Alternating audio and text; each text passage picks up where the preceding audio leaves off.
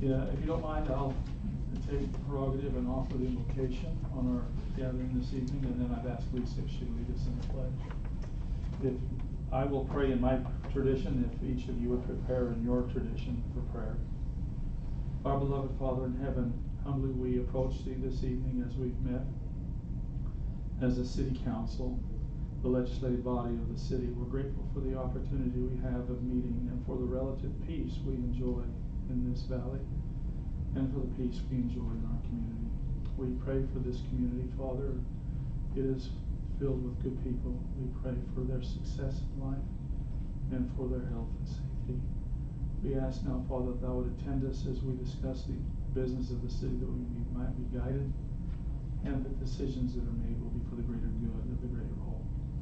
We ask thy blessing to be upon this nation, that it may continue in peace. We pray in Jesus' name.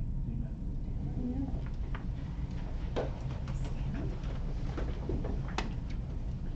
I pledge allegiance to the flag of the United States of America and to the republic for which it stands, one nation under God, indivisible, with liberty and justice for all.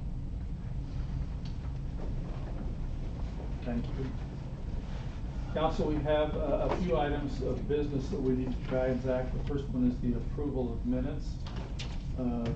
We have minutes from the work session of June 25th of 2019, the special meeting of June 25th, 2019, our business meeting that we held, our regular business meeting on July 9th of 2019, and the work session that we held immediately after that, not 19, July 9th, and the work session that followed after that. I'd entertain a motion if there isn't discussion. Mayor, I'd make the motion to approve the minutes as stated. I have a motion. Do I have a second? Second. Any discussion, council? All in favor? Aye. Any opposed? I might make motion that we make note of the fact that we do have a quorum present. Doug Peterson, member of the city council, is absent and away from us. The intent was for him to join us electronically, but there seems to be a barrier with that in his location. Item number 3, the proposed resolution 1930 approving the use of eminent domain to acquire parcel 12-106-0023 from Bessie T. Jensen Trust. Paul, do you want to bring us up to date on this, and then we'll be in a public hearing. Sure. So we discussed this briefly in the work session a couple weeks ago. We are engaged in a widening and improvement project on Bluff Road. There's a 400 square foot little parcel in the intersection of 1000 West and Bluff Road that looks like some sort of remnant from a plat that was missed. So it's still showing as in private property, private hands. We have not been able to get a hold of the usual contacts with that family. We've been trying for 5 months. So at this point, we're just requesting that the council give authorization to move forward with eminent domain for this parcel. This is a hearing, so if there's anyone who is here either for the property owner or otherwise who'd like to be heard on this, then this would be the time for people to come forward and speak. Okay, thank you for bringing us up to date on this. Because this is a requirement for that is a public hearing, I now declare that we're in public hearing. If there's anyone who'd like to speak on behalf of the family or in relationship to this issue, if you would stand and state your name and your place of residence, and then we will allow up to 3 minutes for you to share with the council. We're now in public hearing. If anyone would like to address the council on this issue. Hearing and seeing none, I'll close public hearing. Dave, would you lead us in discussion? I don't know that there's too much to discuss here. After 5 months of effort, I think that we have to allow UDOT to go forward, and this action is necessary. Any other discussion, council? I'd entertain a motion. Mayor, I'll make the motion that we approve the resolution approving the use of eminent domain related to a parcel located within the right-of-way at the intersection of Bluff Road and 1000 West. Have a second? Second. Any further discussion? All in favor? Aye. Any opposed? Motion passes 4-0. Item number 4, resolution R 1931 appointing Gretchen Ivy Roulon to the city Planning Commission. Regrettably, Commissioner Ralph Vaughn passed away a little over a month ago, and I have felt that the best solution there would be to insert Ivy into that position to fill the remainder of Ralph's term, which would end naturally on the 30th of June next year, and then that position would become available for appointment. I have also placed a notice on Facebook and on the website for a possible alternate to replace Ivy and finish out her term. The deadline for that application is the 7th of August. So, but tonight I would like make a request that we appoint Gretchen Ivy Rulon to the City Planning Commission and move her from the alternate position to the position held by Ralph. Mayor, I'll move that we go forward with R1931, appointing Gretchen Ivy Rulon to the Syracuse City Planning Commission, and moving from the alternate spot. Do I have a second? Second. Second by Lisa. Any further discussion? All in favor? Aye. Did not, any opposed? Not hearing any, that's 4-0. Okay. Item number 5, authorize administration to award bid for bond financing for Coleman Water Tank Project. Steve, do you want to bring the public up to date on this one? Sure.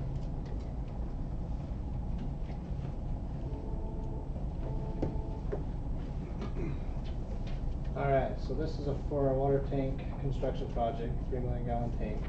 This is the finance piece of it.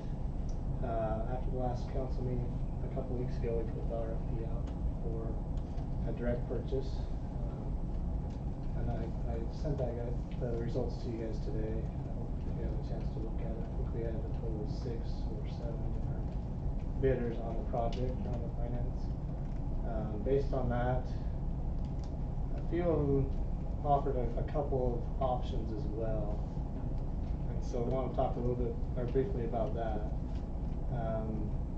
If you guys all have access to that. So JP Morgan Chase is the low bidder as far as interest rates goes. And they gave actually 3 different options. And what I'd recommend doing is discussing that. I think with the finance piece, they're a reputable company. They are the low interest rate bid. And so my recommendation is to go with them. But there are 3 options. One of which is if we just, option A is if we just did it for the entire 10 years with no prepayment option. That'd be 1.95% interest rate over the life of that loan. The second option is option B. That was with a 5-year option to refinance or pay off early. So up to 5 years you'd have to pay the normal payments. After year 5 you have the option to prepay all of it, some of it, or anything of that nature. That one came with a higher interest rate, 2.05%. Can you kind of quantify that for us in the overall? Yeah. So option A, compared to option B is about $35,000 more interest over the life of the loan. If you don't pay it off early. But we have the option to pay it off early, which is pretty significant. Correct. There's more than Because 5 years. we could save ourselves that $35,000 if we were able to pay it off early. And I'm gonna recommend option C. Okay. Okay, so option C is similar to B, except it's a 7-year before we can prepay it. Before we can prepay. Yeah. And that comes with a 1.9. Was our estimate anyway. Right. I don't foresee us being able to pay it off in 5 years unless we, Don't do anything increase else. rates to pay for that. I think in the realm of 7 to 10 years is where we want to have that option. That's 1.98% interest rate. It's about $10,000 more than option A. So if you were to even pay off at year 9 versus year 10, I think you'd save about $60,000 to $70,000 in interest, roughly. On option C. Yeah. And you'd have that option if you did year 7. I believe it's in the realm of 150 to 200,000. I think option C looks like an obvious answer. Yeah, Really close on interest rate. I don't know if you want to add anything. Jonathan Ward, our financial advisor, is here from Zenith Bank, as well as Mark Anderson, so. I'd probably just say that as you get to the point where the bonds are callable and you look at what projects you may have, you may look at the cost of financing at that time for your next project to determine whether or not it makes sense to pay this off. Or if interest rates might be 4% at the, 7 years from now. So finance. So make it so you're borrowing less at a higher interest rate. We do have the second water tank we've talked about briefly, that would have to come online at some point. I think option C gives us the flexibility of, if we have continue to see the demand and growth we're seeing, we may want to pay it off in year 7, so that we're not overlapping debt on the next water tank. Jordan, you want to begin this discussion, maybe make a proposal? I would just like to go forward and recommend that we go ahead and go with JP Morgan Chase with bid C. It seems to have the most flexibility with the lowest cost, unless anyone sees a different another option in there that I didn't see. But I would like the option that isn't here, which is even lower rate. Free money. Sorry, It's just not there, let me so- restate what I said. Out of the options given. The options given, I concur, and I Is there- second your motion. Okay. You make that by way of motion? Yeah. Do I have a second? I second. Seconded by Dave. Any further discussion, council? All in favor? Aye. Any opposed? Okay, stands for none. Here with Science Bank being here, we should really hand these out. Sure, I have to share. Hand those around. You bet. Thank you. Council, we will now recess into our work session. Do you want to pass the candy around? Yeah, that's what we're gonna do. You guys like chocolate? We like it when Zions Bank comes. Here, I'm gonna give Just it grab to it, you. take a few and pass it to the next person. We are now recessed into our work session. I'm just going to recess it because we're going to come back. Oh, for the closed session. Do we need a motion? Sorry, to- no. Okay. I'm sort of getting the hang of this. Sorry. In all of our public meetings, we reserve some time early in the beginning of the meeting and late in the evening if someone has some item that they stimulate a discussion in what we've discussed for public comment. I'm going to open this meeting for public comment in a minute. What I would ask that you would do is that you would limit your comments to 3 minutes. If you'd state your name and place of residence, we would be happy to hear any comment that you have on any topic that is before the council at this time, or something that is not on our agenda. So I will now open it to public comment. If you'd stand, state your name, place of residence, and we'll give you 3 minutes. And Cassie, could you help me time? Mr. Mayor, can we Yes. add one thing to that? Yes. That if for some reason, I know we had a request from someone earlier that they'd like to go over the 3 minutes, that if they want to do that, they can actually request to have an agenda item placed on a future agenda, but it needs to happen at least 24 hours in advance of the meeting because we have to publish an agenda legally. But if there's something that you really want to talk about and it's going to take longer than 3 minutes, you can get agenda items on the agenda at a future time. And I may also direct you to one of our department heads if there's a question that one of them could answer. May have you step out in the hall and so I now open it to public comment. If you have comments, I'd like to hear from you. Just by raise of hand if you'd like. We go by the list, or I signed the list out there, I don't know that. No. If we're going by the list or not. No. Okay. If you'd like to stand and address the council. So, my name's Todd Stoker, and I live on 1625 Melanie Lane, and actually about half of this audience here is my neighbors. And so, the purpose for us being here tonight is, I don't know how many of you are familiar with what's been going on, but since April, we started getting excessive flooding in our basements. It went on for several weeks. My next door neighbor paid thousands of dollars to have a sump pump put in. That sump pump literally ran for 2 weeks straight. 2 months. yeah, 2 months. I mean, it was pretty bad.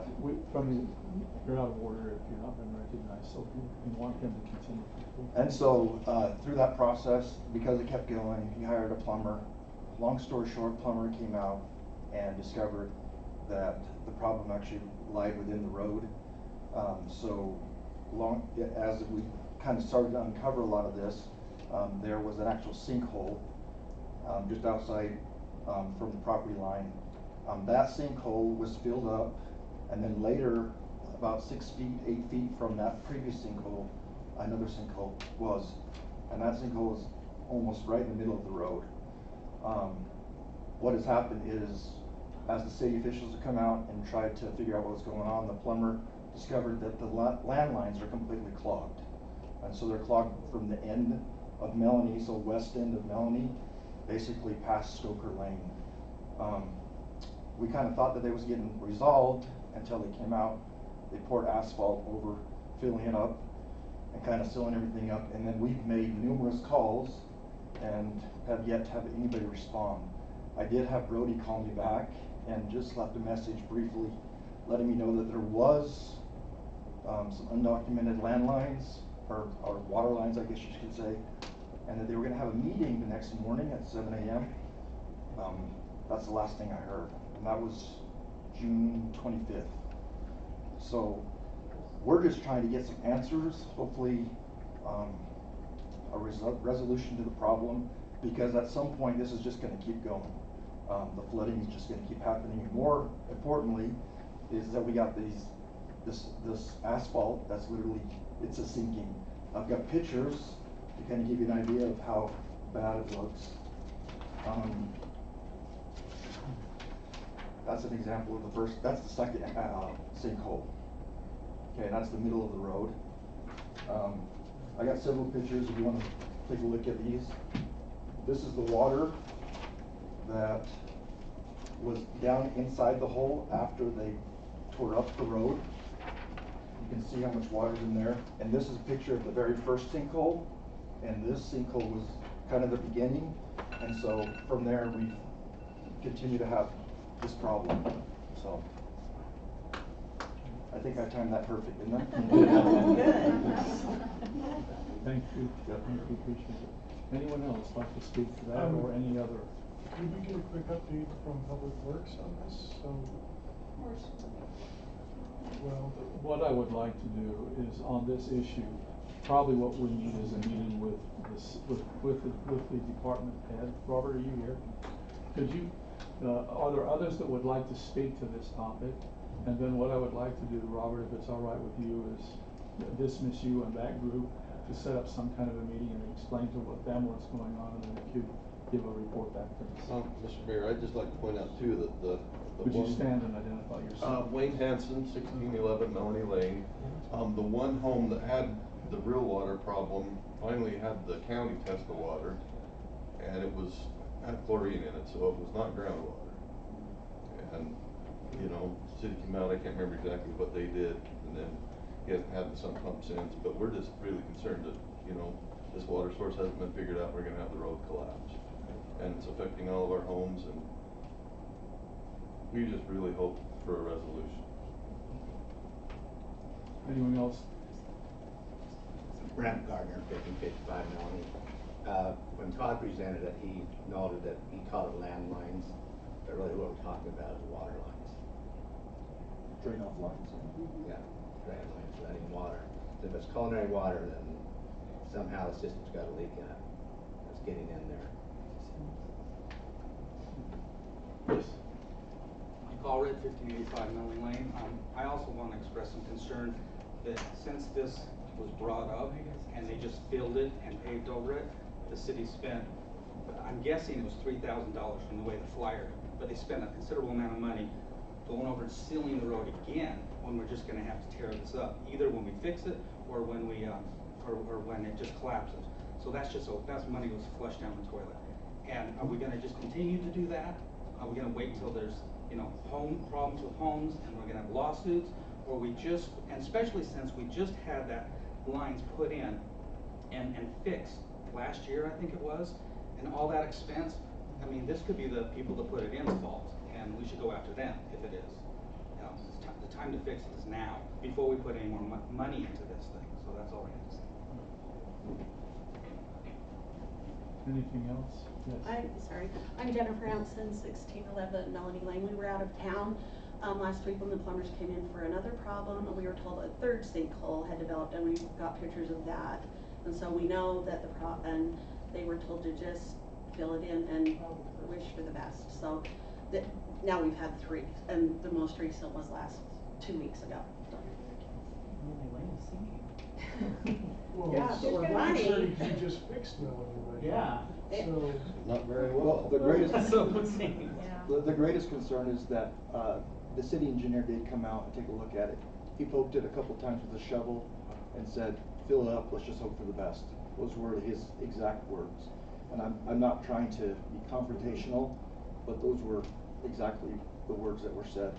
So we're really at a point where our hands are tied, we don't know what else to do, and we're just asking for some help.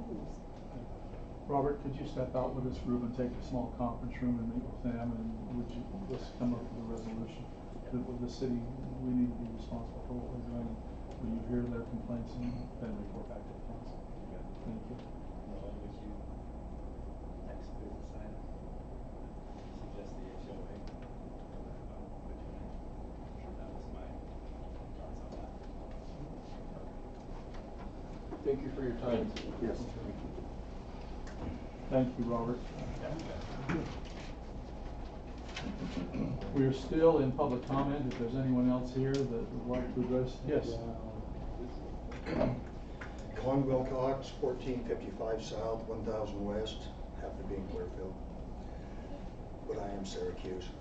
So I'm just here representing the Wilcox family on William Criddle Farms on the part of the well pertaining to the development agreement that we had when the annexation development agreement. So I'll be available for any questions that, to bring up to date on what's been done to it and money invested and where we're at on it. So, okay. Thank you. Anyone else with anything to request the council? Okay, I will close public comment. There will be item K is we'll go back to public comment if someone will stimulate some of the conversation. We have some planning items. Noah, do you want to lead us through these? Yes. Number 1, Criddle Farms subdivision development agreement. For the subdivision, we've entered into a development agreement where, let me pull up an image. The developer has agreed to essentially build what's on the screen. It's a little dark on the screen. It's around an acre park. Have a tot lot, have an artesian well, some existing parking, and this would be a city park with city maintenance. The developer would build it, and so that's the current agreement. The developer approached me a little while back about the prospect of building a community pool, and so since the agreement says that we will own and maintain the city park, having an HOA pool makes things a little more difficult. So they've submitted here a second plan that, if this were the case, that we're suggesting that this could be turned over to the HOA for maintenance purposes for the pool and the entire park, minus the artesian well. And this is the plan. You can see the pool and the parking on the site. The only thing that's developed currently is the parking lot. So as they develop either way, the developer's committed to building an open space here. The 2 scenarios that we have before us is one, we can keep it the way we've already agreed to, and they'll have to build the pool somewhere else, on another lot or something. And then, of course, we'll have the maintenance responsibilities of the park. And I know we've talked a lot about pocket parks and, kind of the issues. And obviously this isn't we have Rock Creek Park nearby, and this area is not necessarily on our parks master plan. And then Of course, scenario 2, this would alleviate some of those maintenance commitments with maintaining the park, because they would have, this would become a HOA. The area outside of the pool, you know, it's along our trail system that goes up and down 4,000 West. So there'll be some public access there, but it'll be a HOA open space. Included in the packet is the development agreement. The language, you know, and these are all proposed scenarios. Obviously, there's other scenarios to explore, but these are, I'm trying to, you know, distill it down into what our options. The existing agreement is quite long. It includes an old agreement that at one time this was all PRD. This, you know, just disregard that. That's just an addendum to the agreement. But the language in the existing agreement, I highlighted it in yellow. Hopefully that helps. Talks about what the commitments are, and Robert wanted me to bring up, you know, his perspective since he's out in the hall helping them. But we have to discuss the well because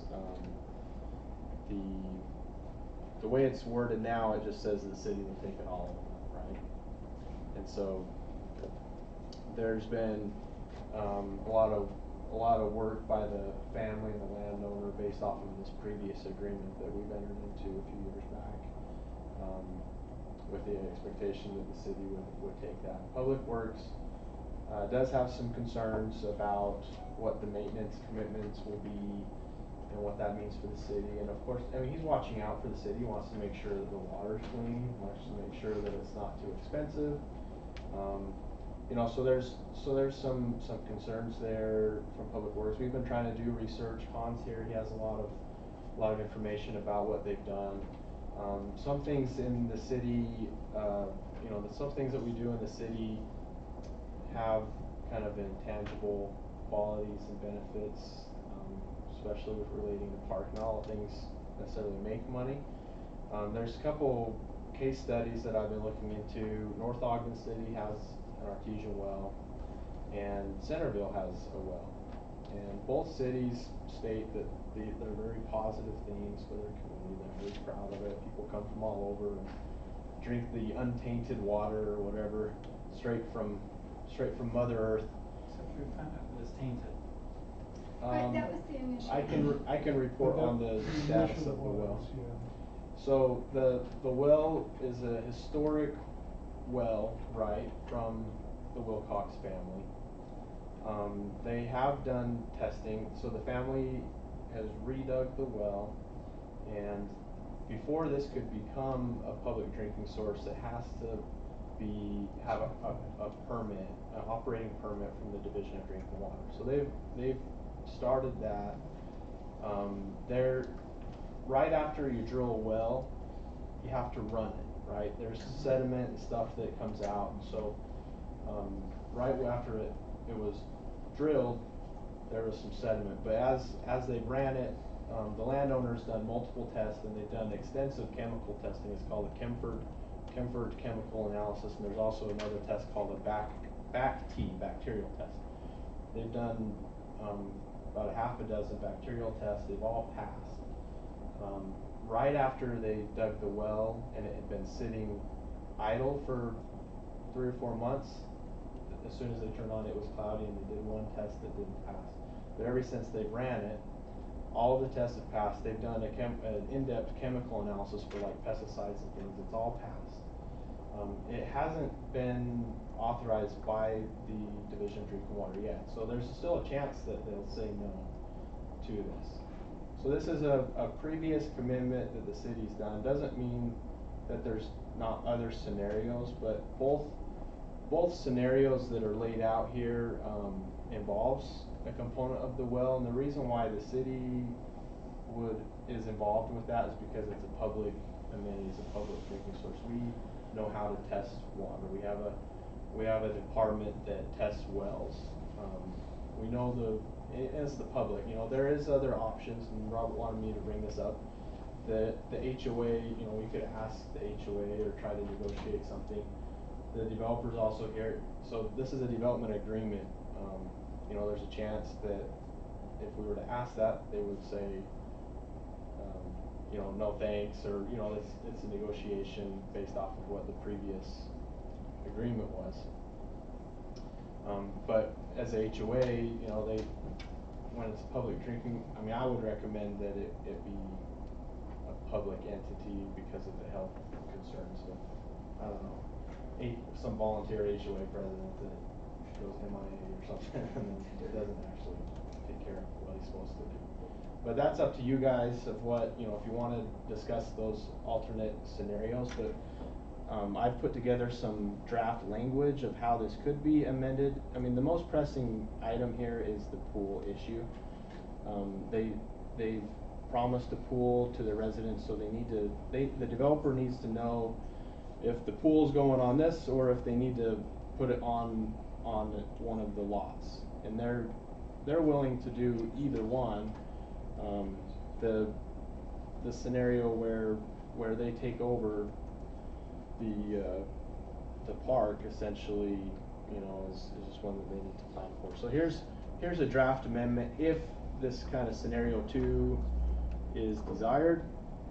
And based off of some of the feedback with the well, I put in some kind of safeguards. So because the way it is now, it's basically saying, yeah, the city will take it over no matter what. Now I'm trying to say, if they can't get it established through the Division of Drinking Water, the city's not going to be responsible for trying to run it or anything. So in the event of that occurring, the thing is, one of the big things that we wanted on this property was a drinking source along our trail. That's why this well was awesome, especially because, you know, everyone loves a nice artesian well. But if they cannot get it certified, I still want a fountain here that would come from culinary water. And that's still the agreement. That's a good point. It says here, that's like the plan B. So they could do a culinary water drinking fountain, and they're happy to do that option. And we discussed. But I would like the artesian. Yeah, I mean, They're very that's popular. what's the difference between culinary and artesian? I mean, the same reason why people line up at these two other places is just if there's something about it. Can make it come out of a stump? That's pretty cooler. You were just on the Whatever line. you want. Okay, is it, Mike, can I lead out on the discussion? Time's up. Time's up for the Okay. discussion. Is that it? You haven't begun. I get to start. Time will extend. Okay, yeah, are we allowed to? We are. discuss? I second. Great. So I had a few issues with this. I agree that the HOA should be the one taking care of the pool. There's a lot of upkeep. We have a pool, and if a liner gets ripped, it's thousands and thousands of dollars. If the pool cover is ruined, it's thousands of dollars. We're constantly checking for bromine and salt, and so there's a lot of expense with that. We found that with the splash pad too. Krista has seen her fair share of woes with that may not have even been expected. And also, I have the thought that if an HOA, if there is a fee covering that, people tend to take better care of it because there is an investment in this pool that's their own, rather than if it's just the city taking care of it. So I believe that, and also there would be a lot of liability concerning drowning and things and vandalism and a lot of replacements that would have to take place. So I also wonder how many HOAs, do we have any numbers about how many HOAs have bankrupted in our city? Do we have any idea? I don't have any. There's a similar situation over in Houston, Ridgeway, which is pretty close to this, and they had a pool for several years now. And so the HOA is taking care of it. So I'm wondering if there's a way to make sure that there's a front loading of the financing for the pool care over the years. I don't know how we even take care of that. We don't. Just to make sure that that's the HOA taking care of it. Council, can I focus our attention on one thing? The issue here tonight is, do you want a pocket park, or should we turn the bulk of that land back over to the developer? I thought the issue was about the pool. No. I don't think there's a scenario where we Do want to we want a pocket park there? Or are we willing to turn that back to the HOA and they'll build the pool? Okay. So. And the water issue with So the well is really, until we hear from Safe Drink Water, we really don't know. We don't know. So the issue before us tonight is, can we amend the development agreement and turn that, claim that property back to the developer? So, the thing, the draw, has already been mentioned, but to just clarify, the draw was that artesian wells draw people to your city. And one deep in our city theoretically was going to help us draw people more than just Syracuse to an amenity that was public.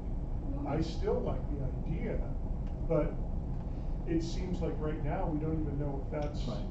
So I don't know how we vote on that. The issue with the pool, the city wants nothing to do with the pool. We've made that clear over the years, so there would be no scenario where we would pick that up. Whether they put it on this little spot or not, we really don't want a pocket park. We wanted an artesian well that was public. So. I'm seeing a lot of nods. Yeah. Are we? So option 2 sounds like? I agree. Can we put in there, I mean, I need to read it a little bit more finely, but to make sure that if it is found cleared, what is the word again, licensed or whatever, then we'd be happy to test it, or, but. We want a fountain available to the public. Right. But And that's then all. when West Davis Quarter comes through, it really won't be that far from 700 to get there. Yeah, sorry if I wasn't clear. That would be the arrangement. The fountain would be available to the public, but the pool No would matter be what. HOA. Right. Either Yeah. scenario. And Either scenario. So for me, turn the whole park back over to The HOA?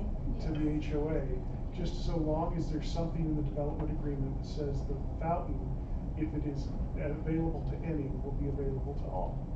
Yeah. That is the That's the agreement. only thing that we care about. And I really think they're kind of going to have to do that in a way because of its location to the trail, unless they fenced it in, Sure. which would be terrible. So reading on this, it says this will also have a water bottle fill up. I love all of that. The other thing I'd like to see, we were trying to make this a pretty cool spot along the trail. I'd also like to see a couple of benches that would be publicly accessible. While people are there, they can stop, tie their shoes, drink some water, relax, get to see the cool HOA and homes behind it. We just want to try and make this, while I understand this will be HOA, I want to make sure that people do not feel like they're not welcome. Sometimes you get that in the Craig's Lane. I mean, I don't think they do it on purpose, but they have signs posted everywhere that make you feel very unwelcome in their park. And we don't want that, but we do, I mean, I almost wish there was some kind of covered something for seating, like a gazebo or a shade structure or. I see hammocks. Yeah, they've got. But And big that's bay not trees. something I wanna maintain, so I can't dictate that. Yeah. That's my feeling on it. And they're It'd be a very good large, feedback. beautiful trees. Well, my feeling is I'm not gonna tell you what you have to do if I'm not willing to put up the effort to take care of it. For the money. But the primary draw I'm looking for- was, does the city have interest in this well and providing that? I wanna protect that. Yep. Other than that, I feel like it's not our say if we turn the park back over to them. Council, can we quit claim what was deeded to the city back to the developer for a pool? Yeah. What, does that include a way to protect us for the well rights and the well public access? The way it's written, it will preserve. Then I have the no well. problem. And we would request that this be a very nice stop for anyone walking that trail. Option 2, it is. That helps them sell the property as well, so I think that. No, it, Those are great trees, you may not. That's Council, another good point. can we put the quit claiming of that property on a consent agenda for August? Is that Can we do that legally, without Doug? legally, can we do that? Yeah, Because it's public property technically. doesn't that Well, if require a hearing? If Cause it's land. Is it are we surplusing it or? Yeah, I are we don't think disposing we're. of it? We'll look into research it. that. We'll figure it out. Okay. I We'll don't look think it's into it. technically a Legally, surplus. I mean, I'm not trying to block it, I'm just saying that what we've been told in the past. So is what I'm fine. seeing is four heads doing this. Yeah. So whatever Paul tells us we have to do to We'll quit claim that back to the developer. Let's go to item 2. Noah, you've got some instructions on it. Thank you. Bylaws, they're adding one word, removing one word. They did more than that. There's a little They more. changed one word Paul, to the do you wanna- proposed Go modification. for it, Paul. Here we go, let me pull it up. That word is adjourned? No. Okay, so, you want me to take it? Yes, please. Okay, so the, proposed bylaws, are they not attached? They're not. No, they're not. Attached, well, that makes it more difficult. Yeah, that's what I was wondering. Okay, well, let me tell you what it said. So the bylaws, we made two changes. First, there was no provision for alternates, and since we started having an alternate now, we just wanted to make sure they were in the bylaws so the alternates knew what they were doing and the other commissioners knew that too. So that relates to the alternate being seated, that the alternate counts as a member of the quorum if they need the alternate, and also they participate in all discussions whether they vote or not. And then also they only vote when there's an absent other member. The other one relates to the chair and vice chair. There was a concern that there might be a loophole where the commission might be able to appoint a non-commissioner to be the vice chair. So in that unlikely event, we've now closed that loophole. Those are the two items. So. Fabulous. Both of those I think will make it clear for any future planning commissions, and I love this. Thank you, Paul. Any other discussion from the council? Yeah, I have a question. So with regard to the alternate, we agreed to test the alternate. And, you know, that we didn't agree to formally make that change to the bylaws. Here we would be. So that would kind of make that in permanence, right? We would always have an alternate. Now my question is, the concern that was brought up was if we have an alternate, are we actually going to get even more absenteeism? As far as I understand, we had agreed to the alternate. It just hadn't actually been codified in our ordinance. Right. We agreed to review it though. No, I didn't feel like it was a review. I felt like it was So it's always been in the decision. ordinance. I think just we hadn't. I think it seems like it was always in there. We just hadn't had one appointed previously. So yeah, it was on the bylaws. So and I don't. It doesn't seem like there's much more absenteeism than otherwise. It seems like there's frequently one or two commissioners that have gone. There's still regular absenteeism. It's not usually the same one though. It's often it rotates usually through the commissioners. And then that begs the question: do they feel more able to miss because there's always somebody else? Because there have been questions when there's only 5 people there, 4 people there. Can they get things passed? In my opinion, I think that it's a good deal because if it's a night where things are really super important, you're going to show, right? Because you don't know how the alternate's going to vote for you. You can't tell them how to vote for you. No. It's their choice. So you show up to cast your vote if you're a commissioner. I don't know if it contributes to absenteeism or not, but by ordinance it says that they can, or you guys can appoint up to 2 alternates. I know in the past. It's not saying one or the other, it's I just that's also what the ordinance says. know that previously there were times when they were not having enough for a quorum. We've not had that problem in at least a year and a half, year. So we're doing much better. I think that helps make sure we have a quorum and they can get the business through that needs to be done. It seems like the alternate is always used. And we've never had a full quorum since we've had an alternate. I think there was one time when we had 8 there, but otherwise it's usually been 7 or less. Yeah.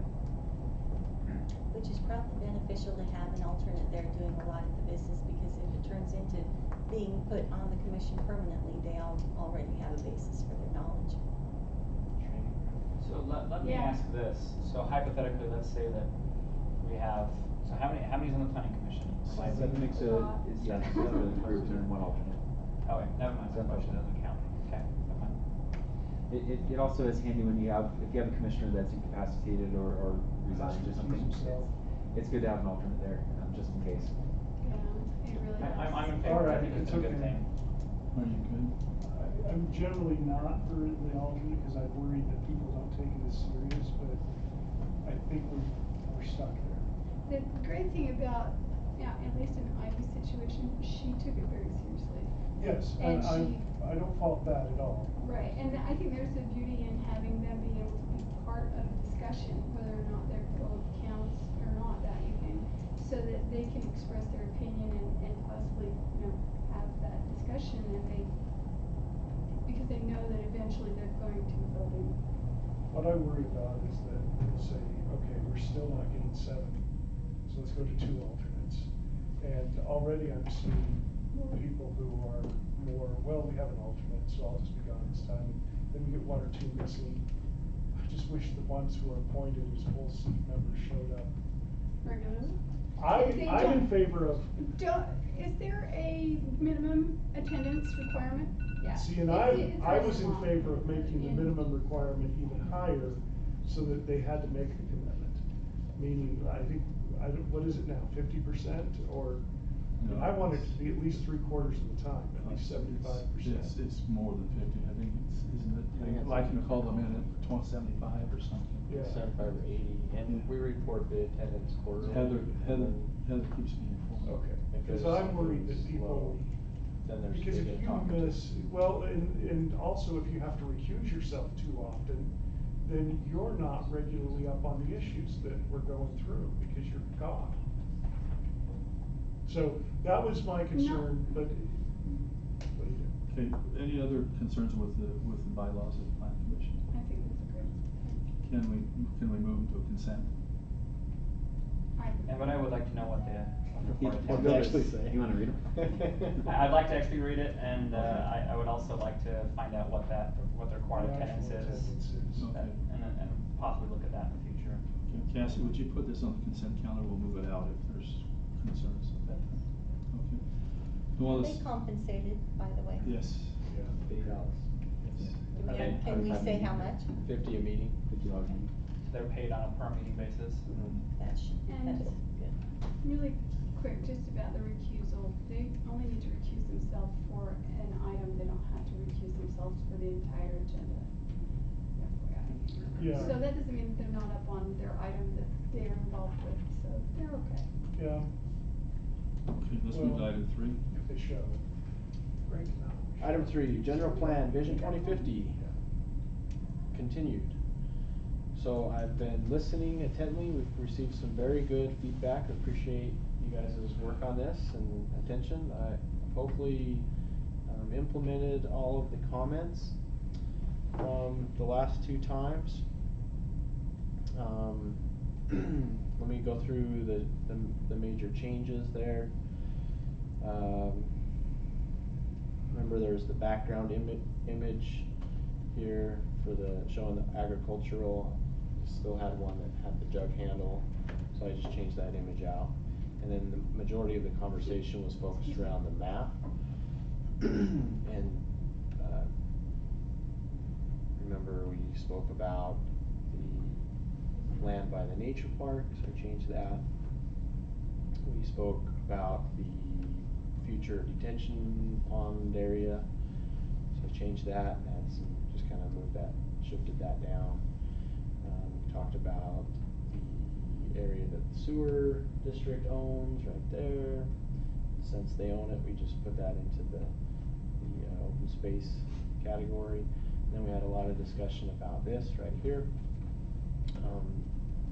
As you know, so the consensus split vote was to do high density. Well, I had switched back.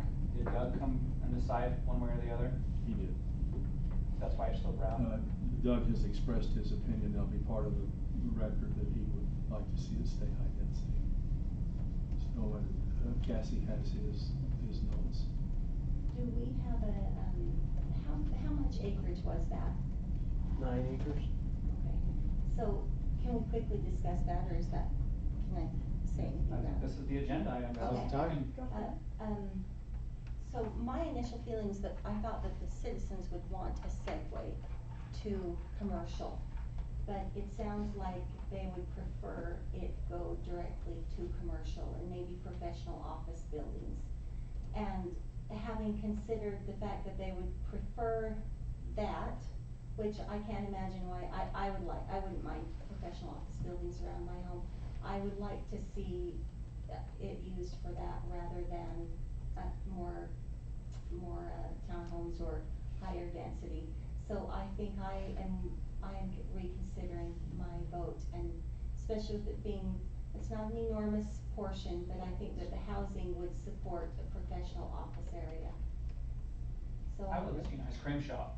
I think ice cream across the street from a school, ice cream and donut shop. 9 acres of ice cream? Well, I said A, but You could have a among dairy, other things. a dairy there too. Yeah, that's right, With a ice small cream. is dairy. there a reason that we're having it be that large of an area? Is It's there? Well, that's the land parcel owned. that's owned. It's That's just that, what's okay, so it's owned. So it's specific just- to To go what they around own. It's a itself, yeah. continuous Okay, piece. I'm hearing change it back to red. Yes, That's- red. Okay. that's You have a what you got. majority for red. Timing for this discussion couldn't have been better for me. Let me tell you, I just That went. meeting, I'm excited. Yeah, I just went on a whirlwind tour with economic development tour in Texas, specifically the Dallas area that I was invited to attend for work. And I feel like I just got so much incredible information. But some of the things that came across that I want to share in our general plan, one of which I think we need to kind of be very careful with. They talked about how in their general plan, they are careful not to put anything in writing that they're not married to as a hard and fast rule. Because somebody who just looks up your general plan it may not be the rule, but it may be an example, but it's not an always example. They look at that and self-decide whether they fit in your city or not. So their caution was, don't put things down as an example, if you're not married to it, because somebody might just rule themselves out. A prime example that they gave us in there was very interesting. I looked at where they put an IKEA in Frisco, Texas. Literally on the other side of the road was Plano, Texas. And so it's on one of those dividing lines. You cannot tell the difference between the cities. But as you could guess, an IKEA is a major tax revenue source. In fact, this was like a branded big one, not like the smaller ones we have in Salt Lake. This was a ginormous one. But Plano's city guidelines say that they suggest all businesses conform to muted colors. It's just a suggestion. There is no such suggestion in the Frisco plan. So when they came to the city council, they said, well, we've always done that too. But somebody said, well, I think that you need to look at that bold blue and yellow and see what it gets when it's mixed together, and that's green. And they said, we'll let you build whatever you want on that corner, because it was already zoned commercial, and they didn't want to fight the color scheme of an IKEA. In light of that, I look back at some of the things that we did with this 2050 committee, and I just want to be careful that we don't say we have determined. For example, on the bottom of page, when we talk about economic development, and we give, in the packet, I think it's page 49, I'm trying to see, where we have the different styles that our visioning committee said. Yeah. The visioning committee said that we're craftsmen and farm architecture.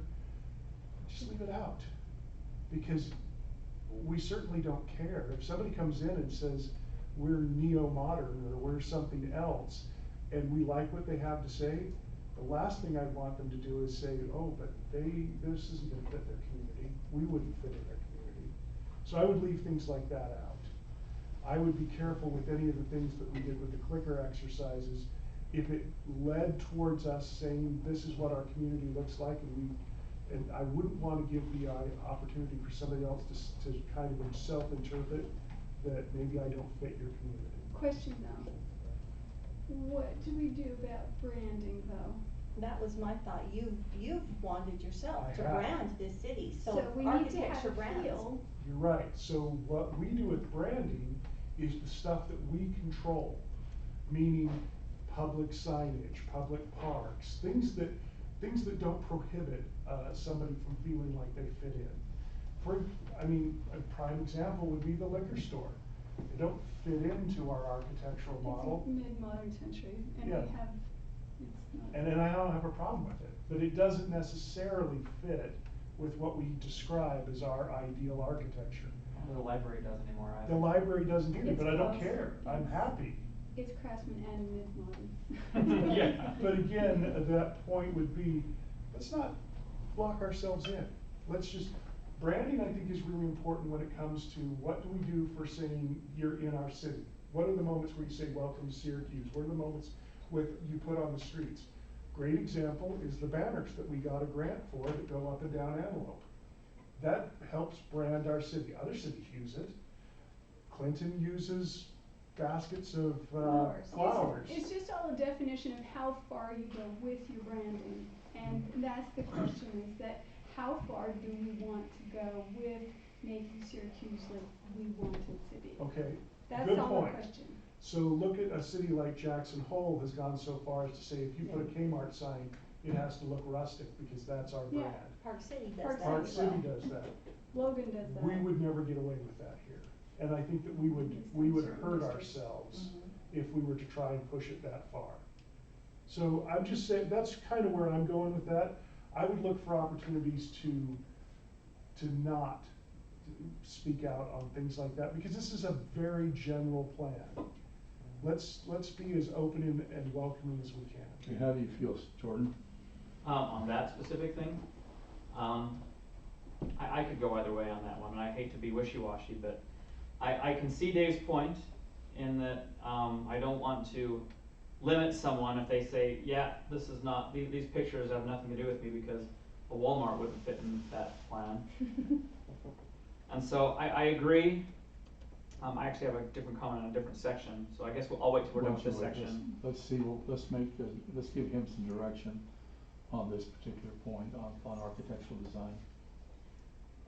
I see Dave's point. I think we, at a minimum, you need to take out the pictures. I think that maybe what we possibly could do is look at certain areas where we want it, kind of like, for instance, in Logan, along their Main Street. They have said along Main, we want it to be old style Main Street.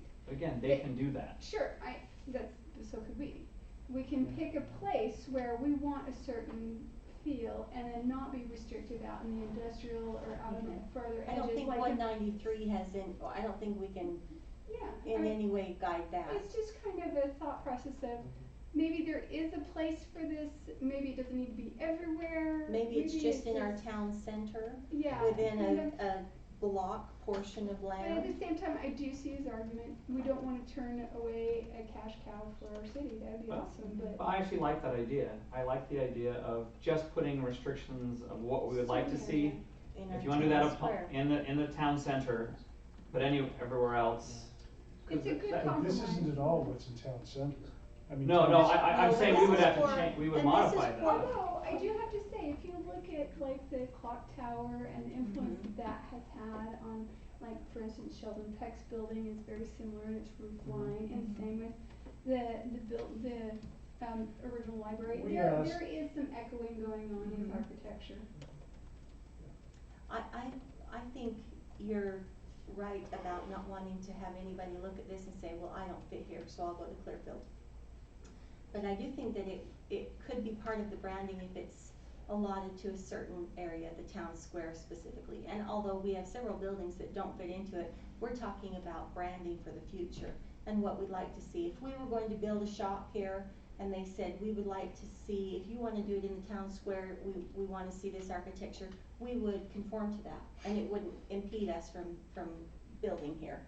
So what, Is that a good compromise there? If we could specify I guess what I'm in saying an area? is, another comment that was made on that tour bus as we were going around there was, when they're already thinking they belong in your city, then you can talk about the details.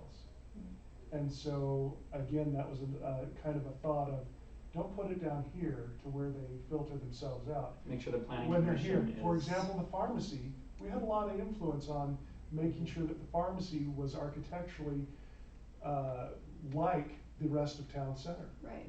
And we had another company come in, I'm not going to mention them, who said, well, if you want us to be more like your town center in look and feel, we would do that to get into the town center. But they were already thinking they belonged here, and so they didn't have a document kind of keeping them at arm's length. That's kind of what I feel like with this. Can I say something? Yes. Yeah, last thing we want to do is miss an opportunity, right? Let me show you the language that I added and see if that helps in the right direction. These themes are not required on all structures, but are an indication of the general preference Who of the. reads the fine print? You look of at the pictures community. first. Yeah, I would delete the pictures out. Because that's the thing, If that's all that we need to Should we do, just take the pictures take out? the pictures out, and then if we wanna specify more for our town center. I mean, if I were you, I would take pictures of the aspects of our town center that you like. Yeah. And You can say, just put this in- is our current theme of our town center, anything that goes in should complement this. That's Yeah, good. this is general plan. How general can we if we're gonna be broad, let's go as But we far do- back as but we want can. we want a good feel though. We want Sure, to I've take- got some good pictures of the town center I could put in of our town center. I would just show them a picture of what it is, and let's not make any comments about it. This is our Yeah, town just say, center. this is Syracuse. I mean, if you wanna put what we are today, kinda take some different pictures, put them in there of, this is the look and feel of our city that you'd be a part of. Or something, Yeah. just something that's I not like that targeting, better. because when you use, for example, there are people who will say that farm architecture is not a thing, and then somebody else is gonna say, Really? it's absolutely a thing. Oh, it's huge right now. Okay, but the point That's all I being hear that about. take the terms that are more specific, throw them out, be more general, because that's what we're trying to do, is be more general. So that would be my suggestion. I even like that wording, is it's just saying, this is our town center, come be a part of it. Yeah. Yeah. I've got some good pictures, if that's what everybody thinks is that's a good compromise, I have like a picture of the clock tower and of the Walmart. Then we can still encourage. Can you branding. Photoshop it so the Yes. clocks say the But same no. time? But we do I it have when one they're that I've here already done for that. us. I Yeah, can- that's I when we can start to try understand. and. I can and fit them Photoshop in. the fascia And that's falling off it's too. definitely a good, evolution of where we've come from to let people know. Yeah. Okay, I think we're there. Okay. You've got some Yeah. direction there. Can I Now, have- Jordan, you had something. So, I wanted to talk By about. the way, we've got 30 minutes, Okay. council. Okay. So the next one I want to talk about is housing. And we have a lot of information in here. And I read this and I find that it is trying to convince me that we need more affordable housing. What page are you on? It's right after the big graph, the average home Yeah, price. 55. Oh, yeah. This whole section just makes me feel like that our general plan is asking people to build more affordable housing. And I don't see anything that says, well, where we say kind of where we are, but it just feels like we are convincing developers that what we want is affordable housing. And while I do want everyone to have a home in Syracuse, what I don't want is to try and invite more people to build smaller homes in Syracuse. And so I don't know if we can somehow alter the tone to this or delete stuff out, but right now I feel like it's a small essay on why we need more affordable homes. For me, All over the to city. go along with this is kind of stuff that I think doesn't need to be in the plan at all. Yeah, that's kind of where I was going. Because we're gonna respond to applications to the general plan. I want to do this. I don't think that we need to be making a case for what you should put here. I think that we should just respond to applicants. This isn't supposed to be a sales document or. Okay, it's but supposed see, to- what we're responding to is that's kind of feels that way. Yeah, that's good feedback, and that's not the intent there, and I think that we could make some tweaks so it doesn't feel, like a pitch. But the state law requires that we have a housing component and analysis in our general plan. Yeah, We have to that's have, true. that's why it's Remember so those long. guys that There are came some and specific things they asked want us us to have in certain here. things that we Yeah, have and to I'm have? okay, I would like to meet that but I don't want this to sound like we are encouraging more affordable But see, housing. but that's the component they want to see. I don't though. care. That's No, why they're we- charging us money though every year. They're It's not like charging six- us money. That's for the 64 homeless grand? shelters. That's for the homeless shelter. Well, There's nothing in any code That's that has true. any penalty. they Penalty. almost passed it. They tried, but as of right now, I don't want our city plan to convince developers they need to build affordable housing here. Paul, could you respond to what the general plan needs to say? I'd have to get the statute in front of me to look at the list. It's pretty extensive. They wanna have, essentially they want you to have a plan that allows for people who want to live in your community to live here. So I think what we're doing here is we're showing that there's a significant portion of the population that cannot afford to live in this city. And so, is it a pitch? I don't think it's a pitch, it's a recognition that there's not much affordable housing here in Syracuse. We can't change And- the data that shows what it says, But but. isn't the general plan supposed to just say that we allow for this to happen somewhere? I don't think they're trying to tell us that we have to say, you know, I don't think we're supposed to identify that, we feel there's a hole here. I mean, that's kind of something that's self-determined, right? We have to provide an area where this could happen. We don't have to go out and solicit to make it happen. We don't have to solicit it, no, but we also can't put up barriers to keep it out. Right. And I don't think we have. But the question is, how much is a barrier and how Okay, much is but just, You also said that it's supposed to be a plan to allow people to live here. So we have to make a statement of something. If you guys would like me to put together a list of what the statute says, we can put that together and look at it. You know, if you wanna try and soften language a little bit, we can. But there are a lot of things in here. I mean, first of all, it's, people who wonder why affordable housing is being built in the city in the future, we might be able to direct them to the general plan and say it's because there was a real problem here. We were being exclusive of people who can't afford If it. we move this to an appendix, does that have to be part of the main body of the document? I don't think they're that specific in the statute. So I was understanding it had to be adopted in your. Well, an appendix is adopted. Maybe we could call it general, I mean, we can call it a housing study and it'd be appendix? The housing annex. I don't know, we need to look at the statute, But we I can guess look my at it thing and is, see, but- I think this is interesting data, but it comes across as a sales pitch saying Syracuse wants to try and get a lot of affordable housing. And while I would love for all of our kids to be able to move in, as you talk to citizens, this is not what the citizens want. At least the ones that I've talked to. And so I want to be compliant with the state, but at the same time I need to represent the people that that elected me. Let's bring this back to another work session and have Paul and Noah work on it. Okay. Because I think tonight we're just grinding a horse and trying to find her and find I would just like the tone to be more of, this is who we are, not necessarily this is what the state wants us to be. And I think Noah has some. I'm hearing you. I think this is good feedback, and we don't want it to be a sales pitch. We want it to be a report and meet the demands of the state law. If you like, me and Paul could attempt to soften the tone of it. If you have any specific sentences or specific locations that make it feel, what you said, pitchy or whatever, let me know. You can send us an email this week as we work on it. But I don't know, that's a question for you guys, if that's a significant enough thing where you wanna see it again in a work session, or if you can. I think we need to see it again in a work session with some feedback from Paul on what needs to be there. We wanna make sure we're compliant with state statute. Naturally. There's some other concerns, I guess, if we could use the time that we do have set aside. We have this high-density zone where we have currently designated a park of Fremont Park. And You're talking about the map? Yeah, the general map.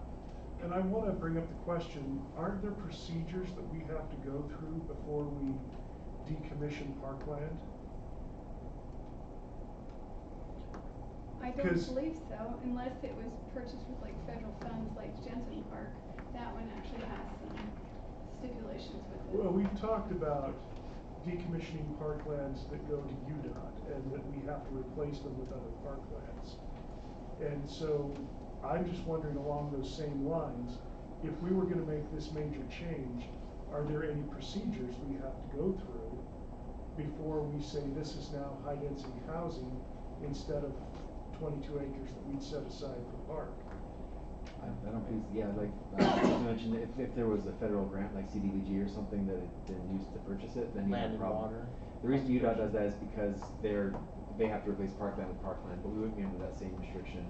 As a city? No, it's our Okay, land. well that answers my question, and that's why I brought it forward. But I think, whether it's procedure or not, I think if we're gonna take away that parkland, we probably ought to talk about what our plan is to replace it.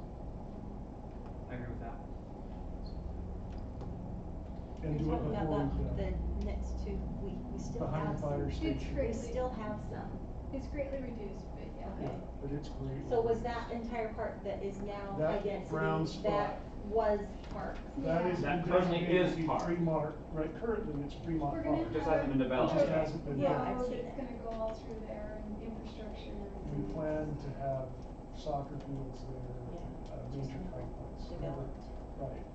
So you want to find another place to compensate for that loss? Yeah, I think so. We can describe that in the text in the open space section. I don't think you need to describe it in this I don't think document. we need to put it in here. I just think I we need a plan if we're to, gonna. It might be something for the Just something for the parks future. committee to It's discuss. gonna be figure difficult out to what- identify it on this general plan map because you can pick a spot, I guess, and But say we we'd don't like to own put a the park land. here. I got Well, we it. don't We know, don't so own it. yeah, if you wanna put a note or something that says we should make sure that we replace any land that we take out of the park.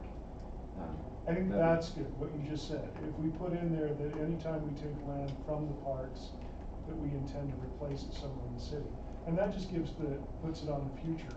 So that would mean, maybe that suggests that if this land gets purchased for a purpose, then as a city, we are The now plan obligated dictates that to money try. be- Use the money to Yeah, go to buy go in. another, Yeah. And that would be Oops. fine. And I think that's a good compensation to that's a good idea. citizens.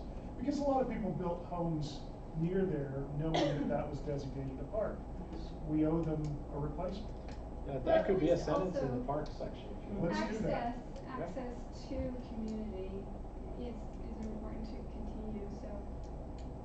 Do you all feel, you all comfortable with that? All of us? Yeah, Okay. let's put that in. All right, Noah, you have that? My next concern on the map is the But it's large not a map. brown section, next to the lower, exit on North Davis. I agree that some of that needs to be there, but I'm asking, why did it go so far? Is it just because of property boundaries? Where are you looking, sorry? You're The looking at one the lowest? down Yeah. Okay, Yeah. that's where I am. Okay, but, no, what are you at? Which I'm part? asking, is that- No, which part? Which? Well, so like, I totally It's a get really that big this area. is really good space to develop, and maybe as these develop, it spreads. I don't wanna have this zoned so that somebody starts the commercial over here or over here. So I'm just asking, is it because of the land, the way the property is done, or is it, I'm sure. or is part of that something we can Access. designate a little less dense in the beginning? and do we want to make that area immediately around commercial instead of high density? I feel like commercial would go well Now, there. here's a couple Especially thoughts with though, the- and I'm not saying that this is wrong at all. I'm just saying that, do we want, it's not a bad thing to have commercial next to an on and off ramp. I Yeah. get that. The only thing is that do we want to encourage traffic to go back to our city centers? Do we want to divide it out? I just want. Just a thought. How much commercial, do you know what I'm saying? Do you want just a pocket of it in that area to 'Cause capture let what's me ask available? this. Rather than a whole bunch? Does a gas station fit in high density? Yes. It does. But because the last thing I'd City want is for neighborhood somebody to services. start, Right here. starting with the high density where the gas stations should be, because then we'll never hit the gas stations. You know what I'm saying? Neighborhood services, Well, I gas was gonna station. say, if I was looking General on commercial. the map to see Oh, where to general build a commercial, shop, yeah. I would And consider that professional not an option office. for us because it looks like housing. Yeah. And I'm looking for the red. Yeah. So I wouldn't even consider that that would be an option for us. So are you saying, okay, should we make that top right? I Or think the at bottom least- corner, red? Do you know what I'm saying? Go Along on. through the 2000 West right there. I mean, the thing is, you don't want too much to draw away from other Yeah. areas. Yeah. However, it's kinda nice to filter some stuff away from the main thoroughfares and the Like main gas roads, like I would Yeah, like a prefer to gas stay station. away from, yeah, I would, especially if you're talking about getting on and off ramps. I'll use a little bit of commercial there to get people looking in the area. Then they'll say, oh, this brown really does mean Right. this. So yeah, I would like to put just a little square of red there. That'd be cool. I'll let you determine how big or small that should be based on your expertise. If this really is determined by property lines, then we've gotta figure out where that kind of fits. Or if it's not determined Well- by property lines, then, Access is a big deal for commercial though.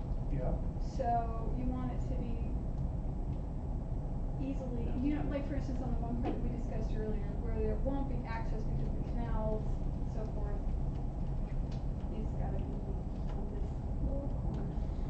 Council, we're at the 15-minute mark. Brown to red. Just a One little bit. small corner. Portion, Just a corner, bit of yeah. in there somewhere. Yeah, I think where your circle is, at least that much inside the circle ought to be red. Okay. Except for, right, just on the bottom part. Just on the high density area. Cause we Well, can't really on some of the other part. Right there. Yeah. That's my thought. I would even say on the other side too. Well, some of it's already been If it's already allocated, then I it's guess, already, yeah, it's already got the permits. Okay. So we can't go back on what permits exist. Take out those homes with the curb shop. I think a gas station there would be a good idea. But I don't think the northwest corner is zoned, is it? That hasn't got a permit, so let's make that red too. Wait, isn't that where the canal So problem just half was the though? pie? No, that was over by Jensen. Yeah, that's, No, it was healthy. Oh, wait a minute. Sorry. no, We're on that's 2000. That's down by the. That was by Gentile, sorry. Yeah, Gentile and 2000. Okay, Or, never mind. no, Gentile. That's fine. I'll add some red in there. Perfect. Okay. Okay. So that seems to be something we all want. Yeah. Anything else? Looking at the map.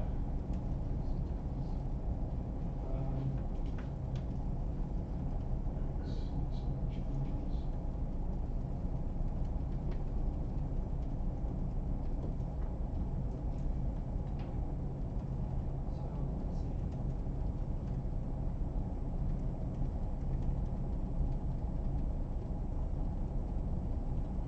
So on the map on board 2700, we have the Aspen Institute and the elevations, RTC. Do they fit their current, the zoning of this general plan? I don't. If they're considered a school, the current zoning, not the general plan, but the current zoning, schools are permitted use in every zone. But are they, is that a? I don't know, they've been there for so long, I've never had to really evaluate whether or not it would be considered an existing non-conforming use right now, but if it were to come in new, if we were to determine that it's a business, yeah, maybe. I don't know really where they fall. Yeah. See, I've never accepted I don't really know much about them, to be honest. They've just been there. I was just curious. Good question. If it was a school, yes. If it was a business, no. And is RC really just a non-conforming because we don't have them locked out? Yeah, we could add that. I'm just as asking, commercial. is it just non-conforming, is that? Yeah, this wouldn't make it so they couldn't do anything. Obviously, but Yeah. does it control their future by doing this way? If it makes them feel happy, we could change it to red. It doesn't really, the only thing, the zoning is what really matters. And if someone wants to put in a different commercial retail, they can, because it's a non-conforming use that's allowed to continue. So it would determine the future. It would just, this suggests that we anticipate that if that use were to go away, we envision homes going in. That's kind of what we're saying with this map. But it's not controlling I'd like to anyone. suggest that at least for now, that zoning is accepted and would be allowed to continue, even though it would be allowed, but in a more broad paintbrush, that we accept what it is and where it's at. So you're saying change it to red? I have to Yeah. agree with that. I mean, if things change and somebody comes in and says we want to turn it to yellow later, I'd take that application, but right now, we know what it is. I think we ought to draw what it is. Okay, either way. Start red.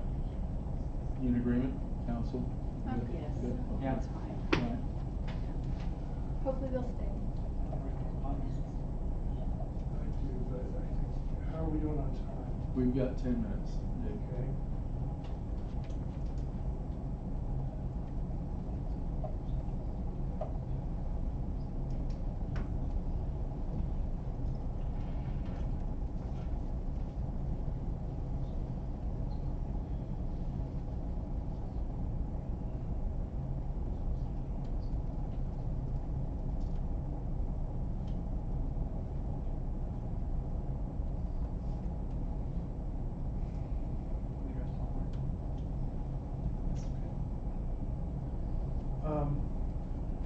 Okay, so I'm gonna put this question out there.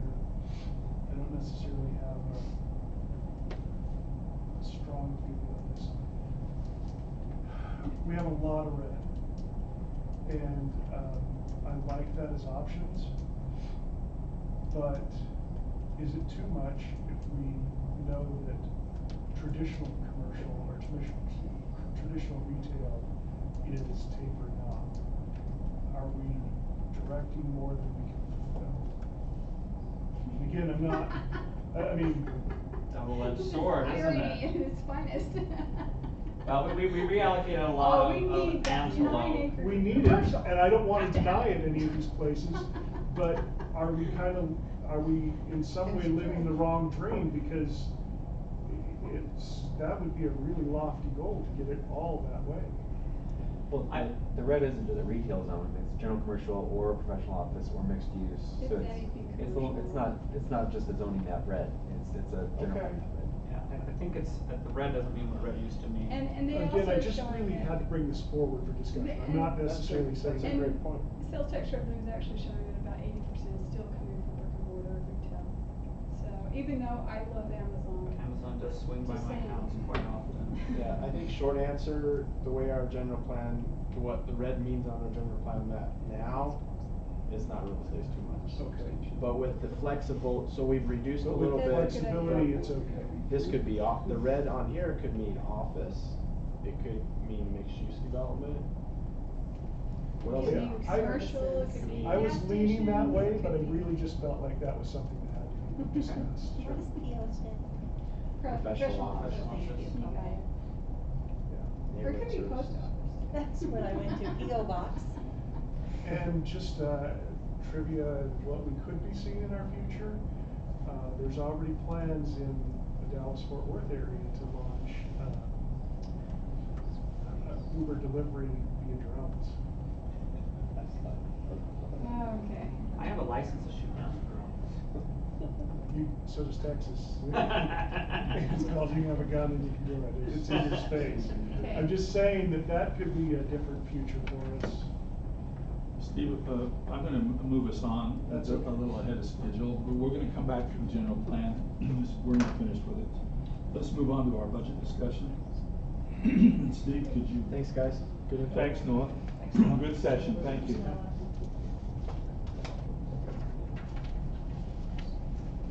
And Jordan, without Doug here, would you take the lead on item number 1? Sure. Do we wanna have a recap from Stephen? Yes, or- he's gonna give us a recap. I mean, I'll go. No. Alright, I'm Steve. assuming you guys have all read the packet, so I'm not gonna Yeah. go into a lot of detail. Basically, our goal in this meeting is to, if we're gonna entertain the idea of raising taxes or holding the rate, what are we gonna use it for? So I've been instructed, I've gone through, put together a recommended scenario.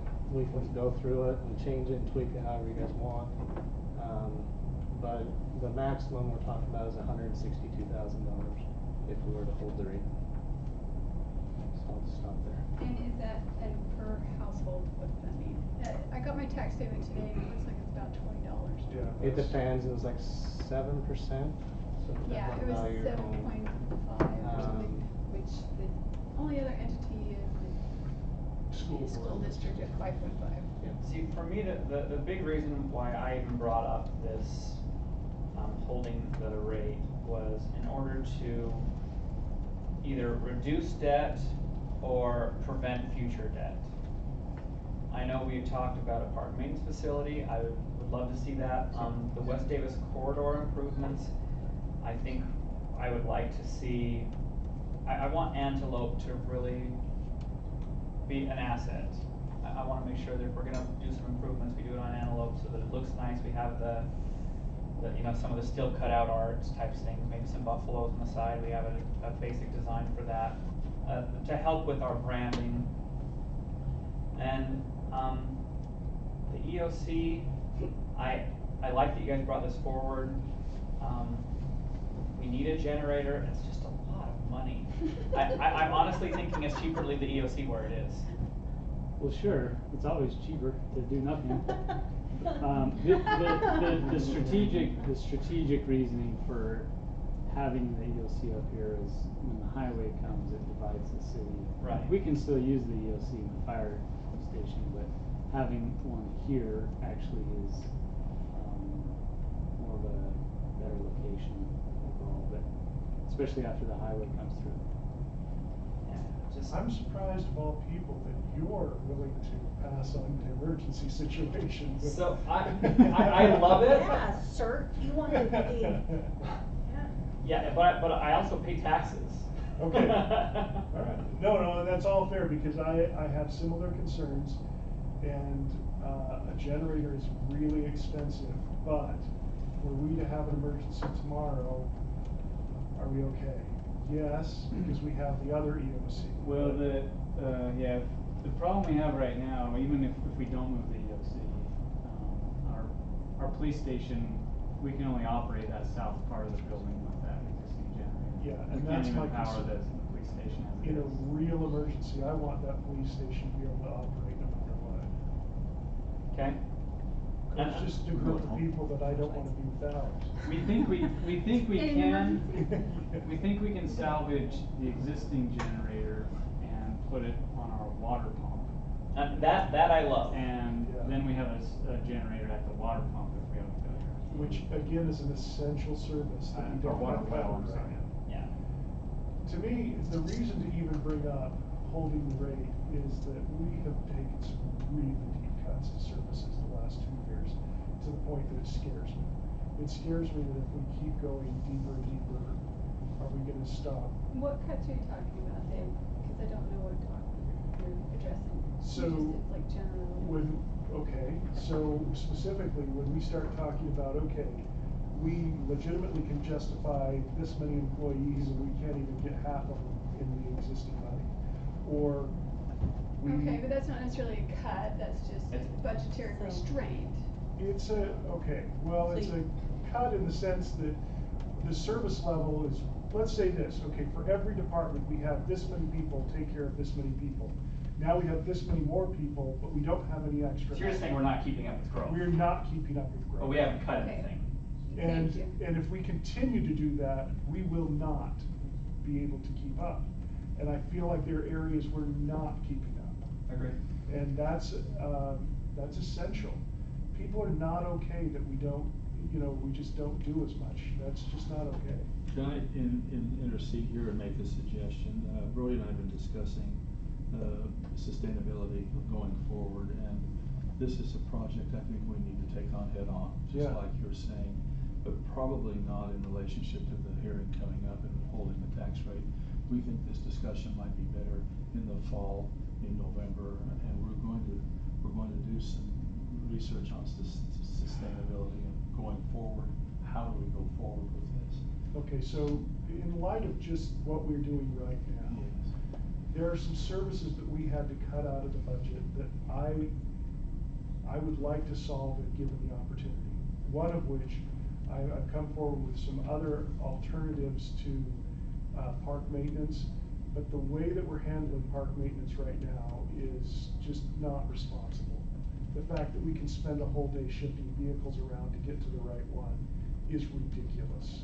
We should have solved that by now. And we voted to solve it a couple of times, and it just didn't come to fruition for different reasons. I'm not blaming somebody here, but I'm stepping up and saying it's really time.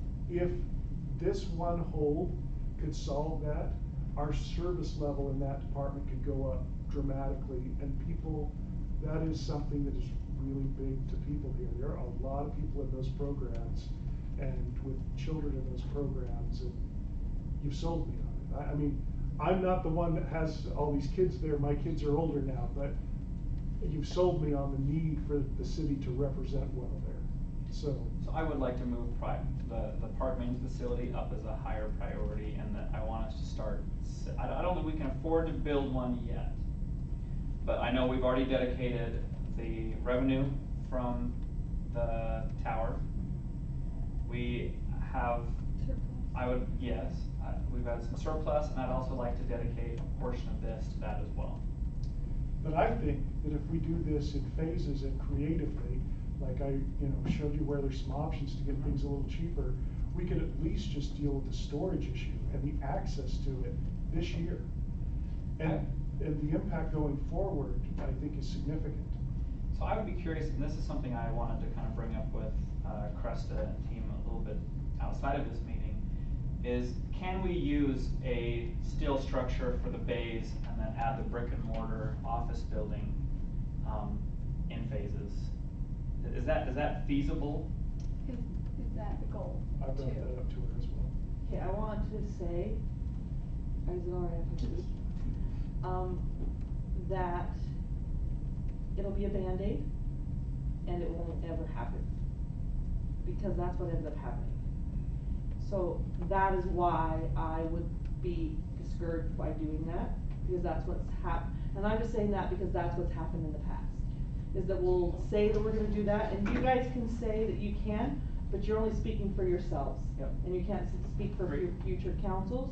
And so what will end up happening is there'll be a Band-Aid and we'll get a few bays, but it'll never progress to that. So if I had my choice, I would say, no, thank you. Let's go with a plan and go. So my concern is that in lieu of that information, I would recommend that we just start saving. And but that would mean that you wouldn't be getting a parks maintenance facility for a few years. 2 Is years. that still Didn't we preferable? put that, no, I thought we moved it up to 2 years. At least Yeah, when we talked, I can't remember, was it May or June? We had talked to, cause we originally were gonna put it in the budget to try to fund it fall this year, but it looked like we were gonna have to borrow. Right. As I recall from the council discussion, what we talked about doing was put a plan together with, hopefully if we have enough surplus next year, we're selling some land, we'll talk about later tonight. Yeah. And we're selling some land in Clearfield, that possibly by next year, we may have enough to do the whole thing. Okay. Okay, but this is still. Then do it right. This is still just a drop in the bucket to the bigger problem that we have, and that is we still need to develop spaces, in park spaces. And if we take all of our park development money and put it into a maintenance facility, it doesn't, I'm not saying we don't need that, but we're even that much further from developing the parks. Yeah, you need both. I mean. So it's priorities. So you have to choose which one you're doing for. Well, I think the money we're talking about is not park impact, it's gonna be surplus. Right. From So this there's year, still possibly next year, and also the sale of land. So there will still be park impact fee Yeah, available that in money order would- to do improvements. That means we're not saving for the regional park until after the facility is done. Well, Which I we think kinda need is to right. the horse first, that would Yeah. drive the car. You're still quite an impact, but yeah, it's a drop in the bucket, the need that we. We have have. millions of dollars we need for the regional park. Well. But this has been a long time coming, that it's been Priorities. needed to be taken care of. But I would And argue- that's like saying, you know, in my own experience, it would be, does my husband need a truck or do I need a van to drive the children around? Your truck, even if yours is older, we've gotta take care of this one. I just think it's a matter of both great needs, but first and foremost, we take care of the storage and the offices and get that taken care of. I feel like we were going in the right direction, and within a couple of years, we had kind of planned that there wouldn't be debt incurred with paying for this. I'm good with that plan. Yeah, okay. I agree. Let's go back to the EOC, let's discuss that. Okay. EOC. The EOC option. Why do generators cost so much? Well. It's a big generator. It's a big generator. Dave really does have a point, you know, if there's something were to happen, public Yeah. safety is an issue, and with the West Davis Quarter coming through there are things. And sorry. Yeah, there are things that could really become a barrier. And if we're all digital now, you need that power. I One agree. other thing we need to make sure we include in the EOC is we need a way we need a siren on this side. If we're gonna use the sirens, we need to make sure that the city can hear them. So we either need to figure out if we're gonna abandon the sirens or make them 2 places. ubiquitous. Yeah, we won't, Can we abandon them? I'm the furthest She'll east. never- You don't hear it. No, I've never heard it. once the freeway goes in, Will- no one, No one will hear no west, one super And east. west. they have a will hard hear time it. East hearing won't at all, already. you're right. Yeah. It used to be up here, we used to hear it up here. Oh, yeah. And And we used to hear it. And that can be a separate discussion. We do have cost estimates for sirens. Okay. And they were more than the generator, but, Oh. but the idea, you know, there's a whole nother discussion, policy discussion on the benefit of the siren. with the Okay, generator. and we need to have that at some point. Thank you. Okay, but yes, I do think we need to do the EOC. I do think it's better if we have it closer to the volunteer center that will be, right now is currently planned to be housed in the community center. And we also need to re-wicker the radio situation in the community center. Because as it is right now, it's inaccessible. Ooh. Yeah, the one thing, the constant complaint I get is that you have to be like you have to be able to bend Contortionist. very interesting ways in order Stand to on use one the leg. thing. Hold your breath. So we need to fix that too. So I would like the EOC. I've already talked about the West Davis corridor improvements. I mean, I like your idea for the buffalo cutouts, because it wasn't on Buffalo Trail. That's great. Yeah, But how and- much are we talking here? and We that's need to in- be. and that's what we need to figure out. We need to be That's not specific. gonna be the big line. And you talked about branding too, so along with West Davis corridor, there's an opportunity for an actual kind of gateway Yeah. with the overpass on Antelope, where we can, you know, the baseline improvements that UDOT is gonna do is really not going to be remarkable. It's just gonna be a regular overpass. Do we have a comparable, something similar to like that, the new bridge in Layton? It'll look like that? Is that a comparable to? We wanted to actually have the discussion tonight about what we could possibly do, but they've not agreed yet. UDOT has not come to terms with what exactly the baseline improvement will be. We just know that it'll be basic. And I think that it's probably in our best interest to let them solve that before we start going into this, because if we start showing where we're willing to go, they might say, sure, take it all. I'm not ready to do that. Steve, can we go back to one? What other options on that list do we need to discuss? The park maintenance worker was one that we've talked about. The 45,000 is a partial cost. We have a part-time budgeted, I think around 20,000 that we would consolidate into this position. Those are the two options. The EOC, we did have $20,000 budgeted in the fiscal year that just ended that we did not use. That's in the capital projects fund. So if we did the park maintenance worker, it would leave us 117,000. We would reallocate that 20, and then we'd need just an additional 8 to finish the first two phases of that EOC improvement. With the idea that the IT upgrades maybe you do in the next fiscal year. That's reasonable. So, I mean, I just think that we're leaving ourselves very exposed if we don't do it. I agree. The biggest thing I'm It's too big interested a risk. in, I love the idea of getting a generator on that pump. Because if the disaster happened in the summer and water, Just cut the off. city ran out of water, Hours. it's gonna be rough. The other thing that I think So about no one tries to water when I tomorrow. try to make this kind of a decision is, while it'd be nice to say we're gonna gamble and win the bet that it's not gonna happen, if it did, there would be zero forgiveness. And I mean that in several senses of the word, not just personal acceptance of it, but we could have tragedies that were because of it, and I'm not ready to own that. The other thing you could look at, I mean, 50,000 for that third phase, I think is what we're talking about, getting it all done at once.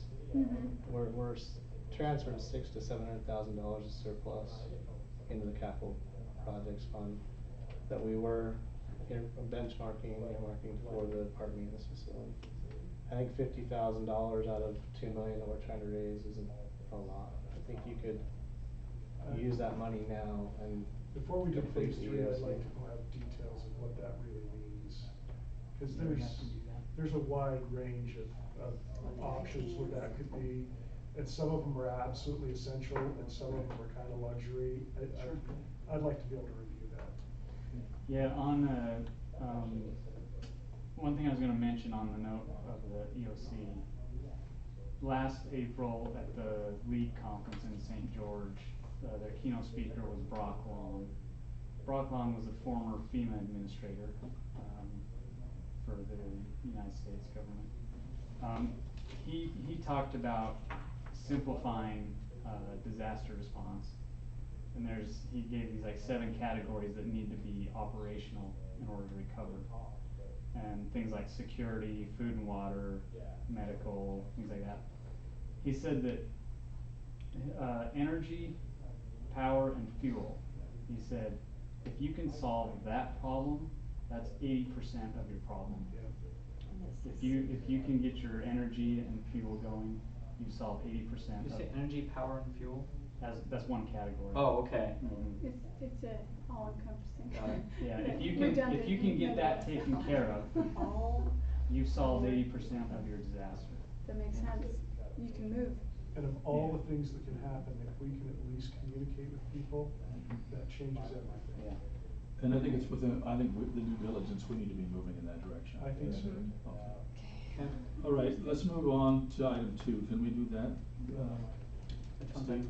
So, just for clarification purposes, the Truth and Taxation meeting is the next meeting, so I just wanna make sure we're all on the same page of what our priorities are with that 162,000, if that's, do you care if I get clarification? Well, I think the EOC actually has to be first.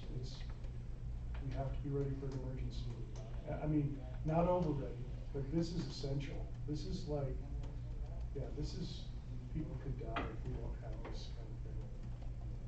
So are we saying not do the park maintenance worker? No, I think that we can include that for a very minimal expense, but. I like the idea of moving the EOC phase 3 out to another year. Yeah. I do think we can fit some of that in. I think we still need to discuss, so we've talked about the park maintenance facility already. Then we need to talk about city council wages. And I think we just need to follow the benchmark that we set for the city. Okay, so I have a comment on that, and my comment is this. No matter who your council is, you put them in a very difficult position to have to discuss that on a regular basis. We have a policy. I kind of feel like we should, we didn't discuss whether or not we were going to follow our policy with every other department. So the way that you've handled all the other departments, as far as we presented what it was and then we assumed that it was going forward unless it was blocked, probably ought to be treated the same.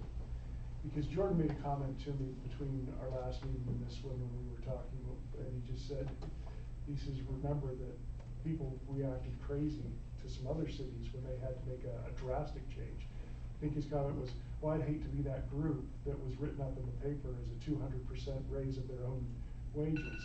Yeah, me too. But then I got thinking about that long term. How does that happen? That happens when we refuse for a decade to do anything about it.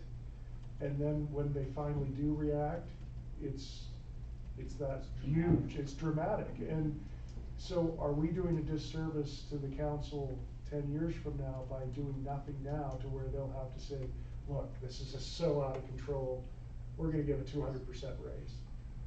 Wow. Just like everything else, if you don't want your bill to go up 200% for water or gas, then you have to do the nickel and dimes that are there. And to add on to that same comment, by not doing that, I do think this has contributed to the last election and this upcoming one. We do have 4 running for 3 seats, but it was very close to being another election by acclamation. Uncontested. And we can't do that. The people deserve a choice. And if this is the thing that gets some guy or a mom that's staying at home that says, you know what, with this, it allows me to step away and dedicate some time to the city. And if this is the thing that gets her out there or him out there, I think this is money well spent if it gets people willing to step up and perform a community service for as serving on the city council or as the mayor. I wanna make sure that the next mayor that's running for, in the next 2 years, that is someone that is compensated for their time, because I know the mayor's put in a lot of time. And I just wanna make sure that they are adequately compensated for the job they're doing. And hopefully it gets some good candidates in the next election. And I want to be clear, I'm uncomfortable because I always said I'm not in this for the money, and I didn't even know that there was compensation when I filed. I'm still not in it for the money, so I have some real reservation. But on the other hand, is this one of those cans that just keeps getting kicked down the road until it's ridiculous and causes public uproar? I'm not a can kicker either, I hate that. So. Corinne, do you wanna weigh in on this? I am very uncomfortable about this. And we all should be. At the same time, I understand the arguments. I don't. Well, I'm on both sides too, so. Yeah, I'm not up for election, so it's not like in 2 years will people remember it. Most of the time they don't. 3 months from now, they don't. A week from now, they don't remember who talked in church on Sunday. You know, so I'm just saying that people's short-term memories, it's real. But at the same time, I would just like it to follow the policy. that makes a very good argument about going 200% all at once.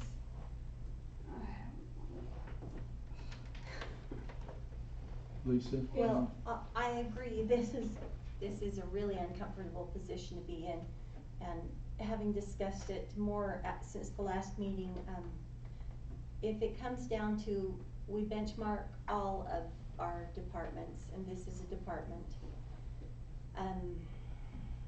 it would keep it from having to be continuously discussed with every council, if we just had an idea of what we were trying to maintain. And I could support this if it doesn't take effect immediately, because we do have an election coming up, and we know that 2 of the current candidates or board members right now, or council members, will continue to serve, but it's not guaranteed who they'll be. So if we can push this to the following year, I would be more comfortable with that, so that there isn't a feeling of especially when we have the needs of a park maintenance worker. I'm fine waiting until January to implement it. Cassie, do you have that note from Doug? Oh, that's good. I can tell you Doug's position is exactly the same. He would like to support that, but have it effective in January. So does it feel good? Okay. I don't know that it feels good.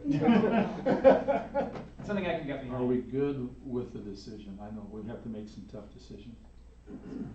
I'm glad it's not a voting meeting. Let's put it that way. Well, we wanted to have this discussion separate from the truth and taxation. We did have the $20,000 from the election, since we're not doing a primary. I don't want it taken care of out of that. If we take care of it out of the election savings, that's different. I do have to say though, that as a council, if it looks like there's the majority, and so we should be willing to take responsibility for it, no matter who we are, whether we're up for election or not. I would like this one to be unanimous vote. Yes. So that no one's getting thrown under a bus, and that we are all just recognizing that we're following the policy, and we really want future candidates to understand that we value their time. But that's really the way it's gotta be. It's gotta be, we're following policy. We have to have a policy on this, so that we're not. Yeah, I mean, You know what I'm saying? We don't stop and ask this question with every department. It's like it's presented to this body that that's our policy, and all we're doing is asking to follow the policy. But we've taken exception with this group. Well, just like our discussion with that policy when we decided and voted upon it, we put them through the ringer, and we did. And we need to be willing to do the same. Well, and I think, the policy was written to exempt all policies essentially are written to exempt the Yes, council. they are. They are. Or most of them anyway, so, Yes. I think that, the fact that you're complying with your own policy is, I think you have all the right arguments for this decision. You've got a lack of interest in election, in candidates running for election. You're on the low end of the pay scale for elected officials. Really low. Yeah. Not a little And even low. with the increase, it's not like you're the top paid council. No. I mean, I don't think that anyone can present a real argument that can convince me that this is, irresponsible or, irrational. Agreed, but the biggest complaint I get is, don't you live with your facts? I know. I know. And a lot of times the facts, a lot of times out in the public discussion, the facts are the first casualty. But, and people don't care about them either, yeah, you're right. That's true, they don't. So. But yeah, I think that we should do that, and if we wanna wait till January, cool. Steve, do you have other things that you'd like to? Looks like we have the passport agent. Yeah. Oh, yes. Yep. So the last thing is the passport agent. You can see over the last 3 years of data, the growth in that program. And It's been incredible. we budgeted in this budget year for 90,000, and we actually met that in the last fiscal year budget. So my guess is it's been doing about 20,000 year over year as far as an increase. The total cost to convert a part-time to a full-time is around $40,000. I think you're covering at least half of that just with the revenue that's coming in or expected to come in this next fiscal year. And then the following year, it might actually cover it entirely. Is there any reason to get these guys a separate office? Well, One eventually. reason not to is that right now we rely on coverage from the other departments, Okay. and we have Yes. some really busy Because- times. Right. So that would be kind of tricky, but I Okay. think we've discussed in the future potentially expanding into the whole building. I mean, obviously, we just extended the lease with Accucolor, so that'll be a couple more years, but that could be one thing that would move to the other side of the building. Yeah. I think that, right, at least for now, it's good to have people, more reasons to come into City Hall and into the front desk. Okay. I mean, yeah, it gets busy sometimes, but then there's sometimes, it's just good to have some traffic. Yep. And this proposal is more than just the passport agent.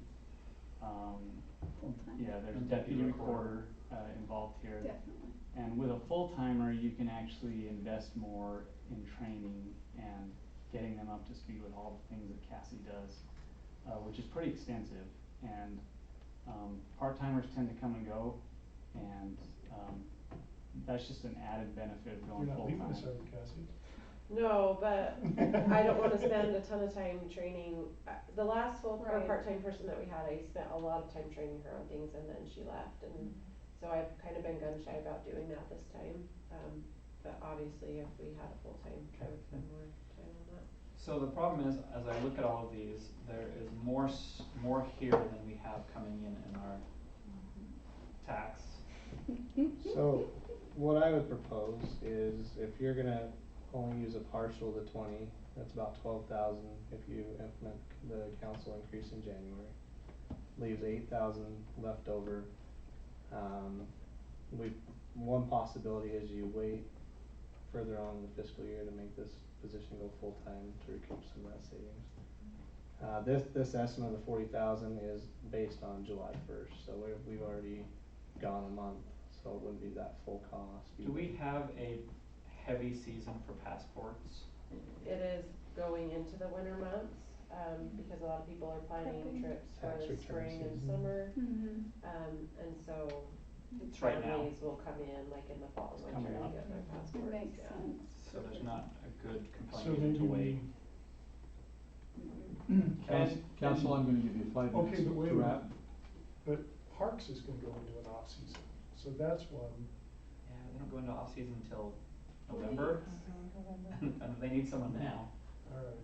So with this one, where you're, one of the things you're looking at is, the revenue that it generates pays for itself. I mean, this is kind of a separate entity. I think you need to do that one. It's a separate entity that covers itself and makes more than the full-timer. And, you know, so I think it makes sense to convert that. So let me ask this, on the I like the election savings helping. on the West Davis corridor improvements, when realistically are they gonna start building that bridge? We're gonna cover that Let's- at the let's next Okay. talk that. I think we need to hold off on that decision on that, because I really think that first of all, the bridge isn't gonna be built until 2022. And so I think we have A little bit of time. a little bit of time. Yeah, the only thing pressing us right now is, so they will go out to bid next spring, which is this fiscal year. But that's for West Davis corridor. West Davis corridor, but they're doing, what is it, design build? Mm-hmm. It's not even gonna design our section until the end, because they're starting in Kaysville. Well, we'll get into that too. Yeah, Yeah, we'll get into that too. Maybe. More to that story. I'm excited, let's do this. So another thing to think about, if we do hire the park maintenance worker, it won't be till middle or end of August, so there's 2 months of pay that we wouldn't even pay in that position too. Okay. So I think there's enough savings with that position and this one, and the timing was such, we could delay this maybe a month or two with the 8,000 from the remaining savings. So do we want to, I guess, do you want the parks maintenance worker this year, or do you want us to wait until next year when you're wrapping up again? That's a Come on. loaded question. That question. Yes. Well, I think that's a fair question. Sometimes it's hard to get a person trained up when you're when you're just running scared, Good right? point, good point. So, However, but do they have as much to do during the winter months as they would, I mean, would Or can somebody you be transfer hired somebody on? and hire it to? We Is it are easier to hire in the fall? Honestly, we are, I mean, I think people think that we're not busy in the off months, we're busy all the time, cause we've got projects that we're always constantly doing. Planning. So. So you can use them now? We can use them, Yeah. you know, Okay. whenever, but we'll do whatever is best, whatever you guys see, so. We're just happy that you guys are considering it, to be honest, so. September. Council, are you good? Yeah. Yes. We're good with the budget? Okay. And can defend it next time? Okay. All right, let's move on to E. Brody, would you bring us speed on this one? Okay, sure. Can I ask a quick question? Do you want me to put together a presentation for the hearing? Yes. Like we've done, like we did last year? You did a good job. The only thing is, I wouldn't say that we need to sit down at the front. Like, I wasn't there that day when but remember how they wanted to be a little more touchy-feely. Oh, we did more of like an open house type thing Yeah. style. Yeah, we don't need to do that. Thank I can you. just present. Yeah, thanks. I did want to make one other comment really quick. With the truth and taxation, we would just do that portion of the EOC. We'd come back with a budget opening later on for the remainder if we wanted to go all 3 pages, so we're on the same page. And, now, is the Thank you, Steve. is the hearing going to be part of our business meeting, or are we gonna adjourn and go then into a business It meeting? has to be its own meeting. So we'll have 2 meetings. We'll We actually have have it first at our regular time and then go to Yeah. business. I've already advertised it for 6. I've also heard, though, that any truth and taxation meeting has to be a standalone meeting with no business afterward, according to new state statutes. So we're doing that, and then we're noticing a special business meeting following the truth and taxation meeting. Okay, because it said no business. No business in the same In the same meeting? meeting, but So we we'll, adjourn the so meeting. it should, We will adjourn. feel like That's the intent of interpretation. that law is Okay. to, so that that's not buried at the end of a business meeting agenda, and you don't know what time it's gonna get to it. So the fact that we're advertising it at 6 o'clock, that people can come and speak at that Okay. time. Cause we did have an attorney read through that at Mosquito Bay, and they're like, yeah, we can't do anything else, just have a short meeting that day. Yeah. So, okay. So All right. yeah, the sewer district's attorney said you just have that meeting and then you hold your regularly scheduled meeting at a later time. Well, this was the gal who's on the board. Oh, It was an attorney. okay. She read it, but she was like, oh, I think this looks. Okay, Brody. Okay, we just wanted to give you a quick update on, let's say this corridor, project. It's also running now in tandem with the Antelope Drive project and the SR 193 extension project. Just, I'm pinned on Antelope Drive daily. Are you? Because they're all my neighbors. Yeah. Yeah. So let's start at the south end. What I can't go into is like any details as far as specific design decisions that they have or haven't made. Quite frankly, they've told us that they really haven't made any decisions, but they're looking at a few things, and that's what I'll go over. But it's been a while since we've checked in. I just wanted to give you an update. First of all, schedule. They were going to go out to bid this fall. That's been pushed back to April, so it'll be design build. They think that they would actually start the following summer, so 2021 is when. So postponed a bit. So with design build, they get the builder on contract through the RFP, but then there's this whole process that takes about a year for the builder to kind of like adjust things and how they're going to actually phase and design. And that goes into, they may not start at one location and move in a linear fashion up or downstream. They may do different sections at the same time. So we may see construction here on some overpasses while they're not actually building the road yet, and that they're building in Kaysville or Farmington at the same time. So it may be kind of a hodgepodge. Interesting. So starting down here at Bluff and Gentile. Some of the discussion that's taken place, so on here they have the trail on the south side of the freeway. There has been some discussion, since we're doing this roundabout project beforehand, of getting the trail to also kind of come back and cross at the roundabout and possibly go up this way. I like that better because we can't use that land anyway. Exactly, that canal area. That's right. Yeah, and there's even been some consideration of moving the trail onto the east side. Next to homes.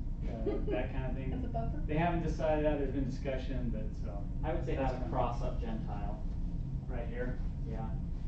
We felt that was a safer crossing when we discussed, just because this is a mid-block crossing that you probably have to have a light, like a hawk signal or something, and this is already at an intersection. Yeah.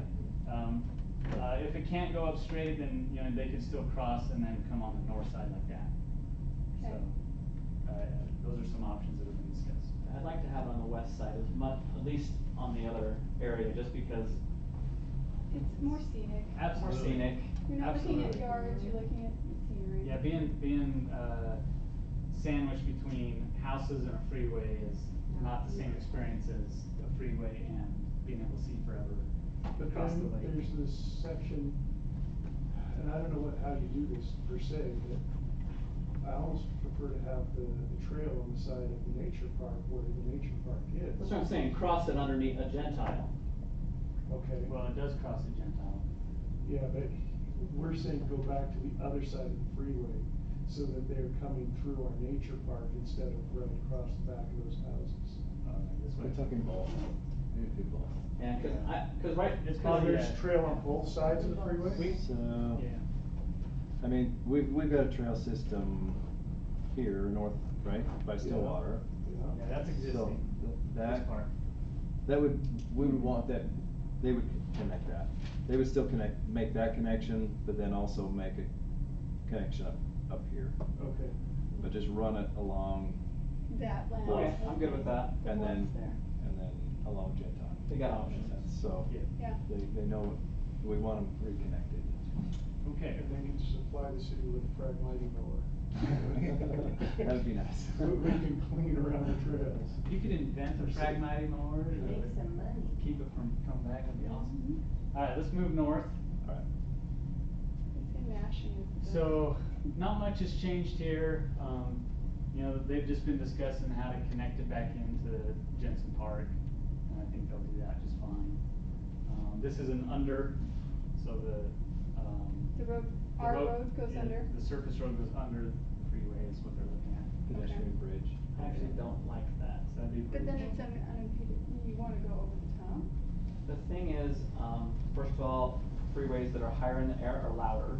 Well, that's true, but. And second of all, you're now blocking my view from Jensen Park. No, it'd be a pedestrian bridge, so the freeway didn't count. So the freeway is down. Yeah. And then it's an overbridge. It's a pedestrian bridge over. Okay, I'm good with that. Okay, wait. That's which not what we one- do. Which one, I that's said not it what when we I already was said. Oh, I'm sorry, I'm sorry, Do it to the next I was one. over here, Oh. okay. Oh, okay. Yes, this is pedestrian, this is the trail. not Okay, the so road. it's an over. I went too far, yes. I'm okay with It's that. going over the. It is a pedestrian. Now you're not bridge. blocking my view. And you can get to the park, And you can get to the park. which is important. Yeah. You don't wanna divide off, oh, sorry, this isn't your park anymore. Okay. Yeah, you can. With the cups in the. Now we get to the first, interchange at 2000 West. Here it's an over. That would be Here good it's an over, improvement. okay. I love that, we should make it like permanent, right? Yeah. Could do something cool up there if you want. There's not a lot of options here with design, so it's, as far as we know, it's the same. Let's Cranes on keep there. going north. This is all over, so. So the green sections, is that UDOT land that's gonna be open? Yeah, they've designated those for possible stormwater for the highways. The freeway's going over. Yeah. Will those be groomed? Do you know what their typical, is it native grasses Native. and wildflowers? Yes, they just do native. So easy. Yes, Like you've seen antelope, is that groomed hardly ever?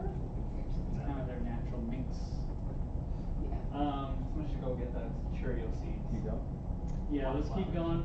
So the trail comes along on the east side. Again, this will be maintained here, as far as we know. That's another pedestrian bridge over. One thing we've discussed with them is when we talk about having gateway signs, Syracuse City, gateway to Antelope Island.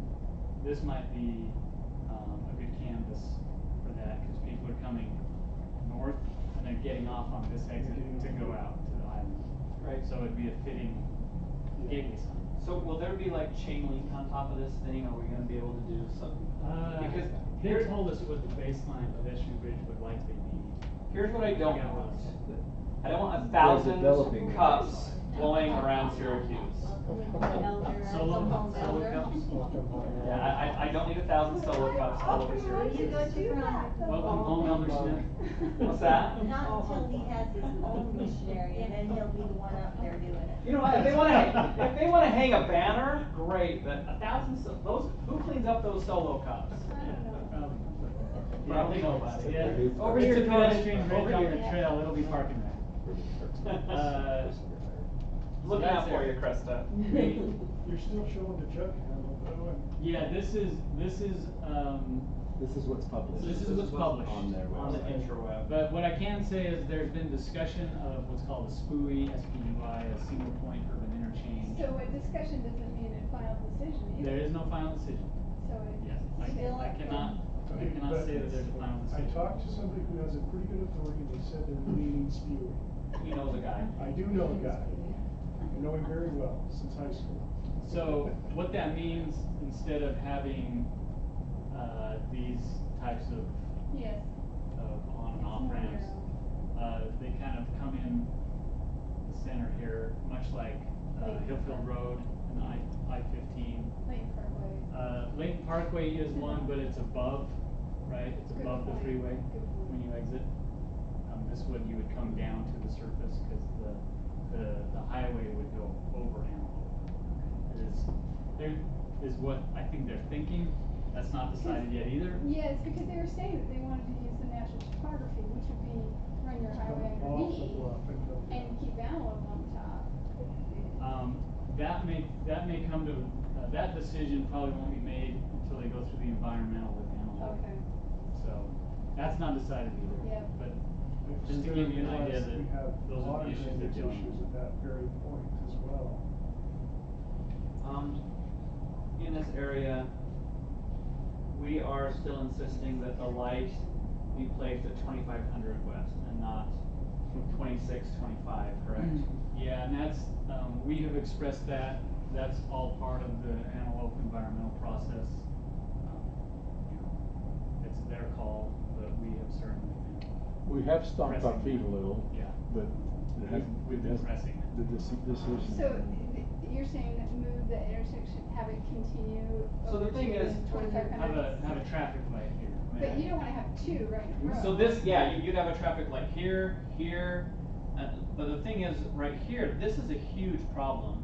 Oh, yeah. Cause there is no way out of this entire area, Except for what will become. except for what will be right here, because as soon as it becomes a 4-lane, you got 4-lane here, you got 2,000 here, and all these people cannot egress unless they go all the way down to Bluff, come up and go out.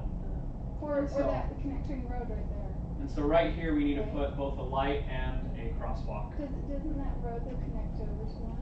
Which love, that's a cul-de-sac. That's a cul-de-sac, okay. Yeah, So you can go this So way. yeah, sure.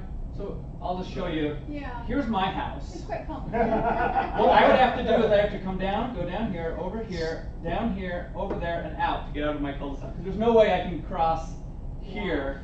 Even now, it is between the hours of 4 and 7. You cannot make a left turn. Everyone turns right, pulls into the Walmart parking lot, and then spins around. That's not good. No. Yeah, so that whole arrangement is in the thick of it with the Antelope environmental process. And, I have very strong opinions on this. I can tell. As you should. I can get a whole neighborhood to vouch for. The trail alignment on here, there's also a discussion of whether to take the trail over Antelope or under it. Right. Currently it's under, right? More shady that way. So originally they thought they'd like to keep it, Go over. they'd like to keep it under, because that's the way it is existing. They're not sure. All the time. If it works with infrastructure, it is higher than the bluffs, so, you know, maybe we won't have the same kind of problems if it's a little higher, so. Yeah, cause our current trail's down here below Right. the bluff. Yeah.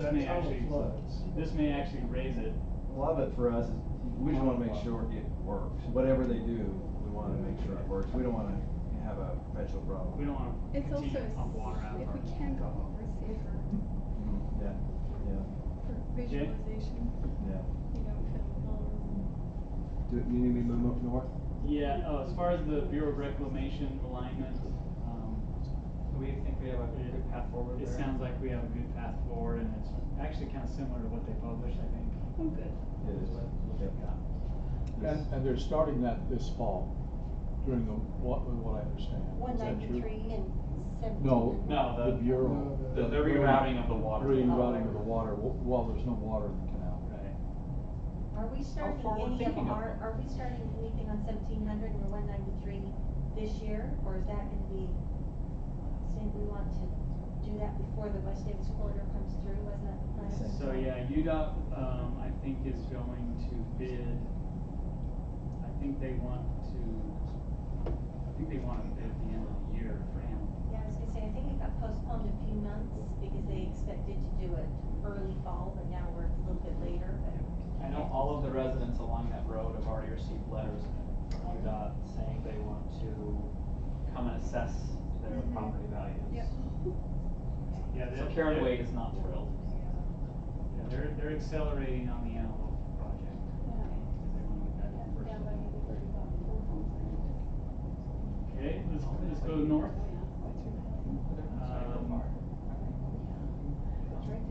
Keep going.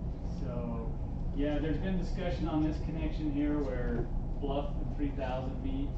We've talked about, ensuring there's good lighting, cause that's an overpass over 3000 there. Oh, I think that's. And the trail may cross there. I'm on these ones. And so we've been talking to them to make sure that if it's under, there's like enough lighting, so it's safe, and those kinds of things, details. Let's keep going north. There could be a little curve in the road here too. They're looking at bridge span. So, to keep the bridge span, shorter, they may curve it out just a little bit. Okay. And I really wouldn't be surprised because originally they said they were only gonna take 2 homes, and like I said, there's 4 now that are gone, that are empty. They purchased, and it looks like another one was moving out. City population's going wrong. So, They're probably moving into these new houses right here. Oh. So there's discussion here, so they are taking out our trailhead that we have on 3000 West Bluff as part of the project. We've decided not to So they improve. will, No, we didn't. in fact, they probably need to do something to it, but Right. we've delayed, because we knew they were gonna take it out. And that's not the best of trailheads there. But It's they. necessary, that's the problem. Yeah, they are taking a trailhead, so they're gonna give us a trailhead. Yeah. And what they're talking about doing is putting it over here on 700. That's a better There's place. already a trailhead Well, there. No. Well, There's that's not access like, from the road. oh, you mean like no parking? Yeah, we're talking like a parking lot. Okay, well, there's barely a Can we parking put lot, it 3,000, right there next to so- Rock Creek on that side? Okay. We talked about that as an option, have them develop this Yeah. undeveloped piece. It's probably too far removed. They don't like it because it's a little far away. What about just that corner of We the might be park able to- that floods all the time? You mean put like a raised parking lot over the top of it? That's way too far away, cause it's the opposite end of the park. So they, Oh, no, I'm talking right there on the right. The UDOT train. owns that piece of land just to the west of the church. So that's a remnant for them, and the trail goes along that side of the freeway, so that would be a real. Yeah, So that's fine. That's a good possibility. And they have a good argument, but, it'd sure be nice to get this taken care of. Yeah, why haven't we brought that back? We've talked about what we wanted to do there. Priorities. Yeah. So, Who wants that? so yeah, they're looking at, You. they own these properties, they're looking at maybe doing the trailhead right there, Or parking and so forth. Okay, let's go north. So now we're getting into West Point, but this is where we run into the SR 193 project, which will extend and then come down through. There's discussion of whether to continue the intersection down into 700 or to take it west, So north of 700. how much do We're they not take sure. care of that, or do we have to take care of that? Because I think that it would be worth our while to extend it, even if we had to front it up, because if we had to pay for it, because I think that where we have an an off ramp that doesn't go both ways, nothing ever happens there. The way to make it a successful one is to make sure that it has a cross all the way. Cross traffic. The only thing is though, is that the amount of money that a mile costs, terrible, so there's I really think- no. But that's all West Point. I think That's all West UDOT, Point. That is UDOT's West building it, they're gonna build it that way, Okay. I'm pretty sure. It's I don't West think they'll Point. do like a Now, three-way. is that unannexed or is that West Point proper? That's West Point, it's annexed It because changed they've it. developed. Intersection. Yeah, once you're off Right. the side of. I think it's actually West Point. Yeah. It is. That's always been. The Schneider's Bluff Golf Course is at West Point. Yep. Yeah, and so is the trail, they maintain this trail, they have their benches. And they on have West Point there's logo. a cemetery I along there believe too. west of 4,000 is West Point and north of 700, Yep. right? Right, there's homes getting built over here. That's West Point there. Yep. Hey, look. There we go. So that's the extension of 193 that they're talking about. And, what they're saying is that would happen in coordination with West Davis Corps, so it all happens. Yeah, I think we should try and push it through just over 700 in my preference. Cut through that I agree. field. I think the residents will like it better too, because they're trying to develop right up to 4,000 right now. There's a developer that's trying to build in there, and that's all he needs is a road going through there. So, there's some lots that have been built, or are being excavated. Okay. All right. Okay. Thank you for the Thank you. update. Thank you. Any questions, council? We asked them as we went through. Robert, pardon me, Brody, are you gonna talk District 3 water? Yes. Yes, I am. Okay. This is that the our one next- where I swear all of this is a catch-22. Okay. Where do we begin? So. We have no good options. We Let's start there. currently have a requirement with development that they turn secondary water shares over to the city. 3 acre-feet per gross acre of land development for residential.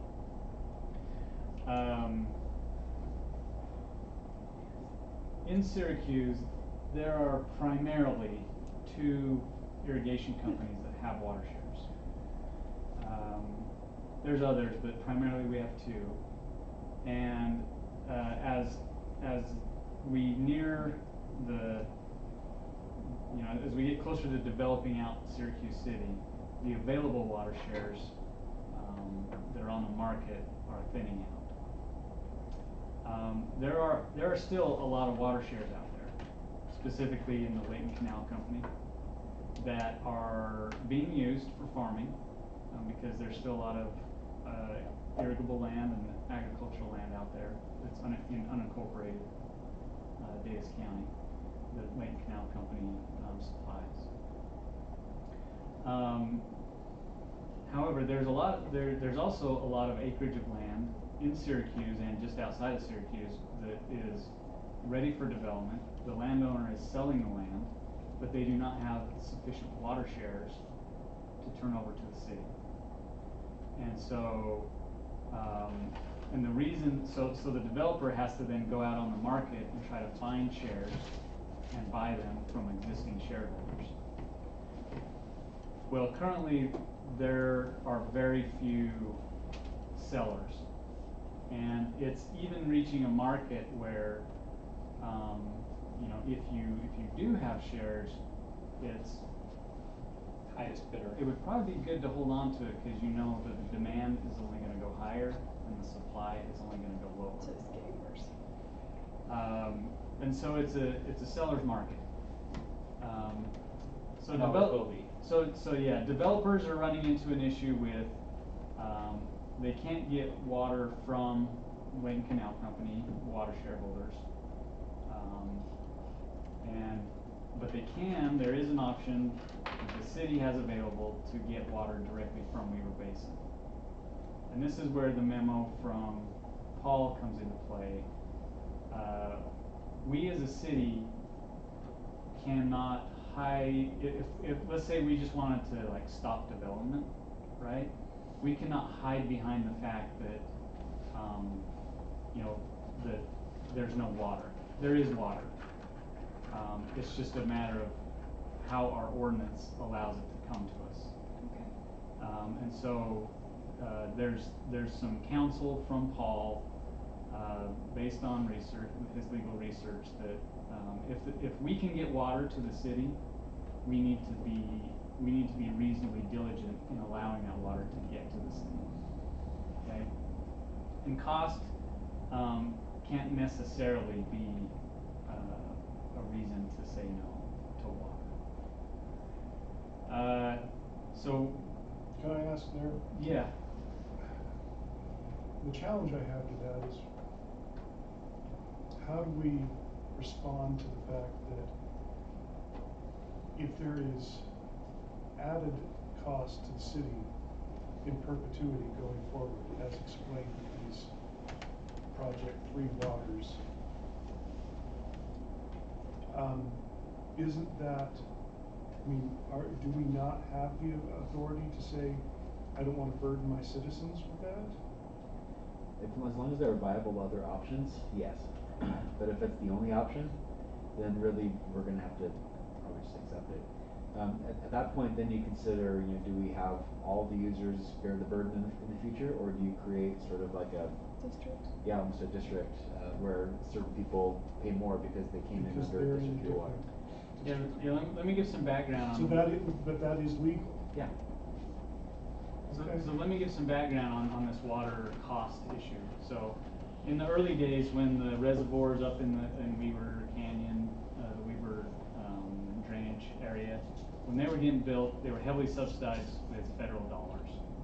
So the local population really didn't bear the significant costs that we now bear, because the federal government has taken a policy where they are reducing their contribution to these water development projects and requiring the local population to fund a greater percentage of it.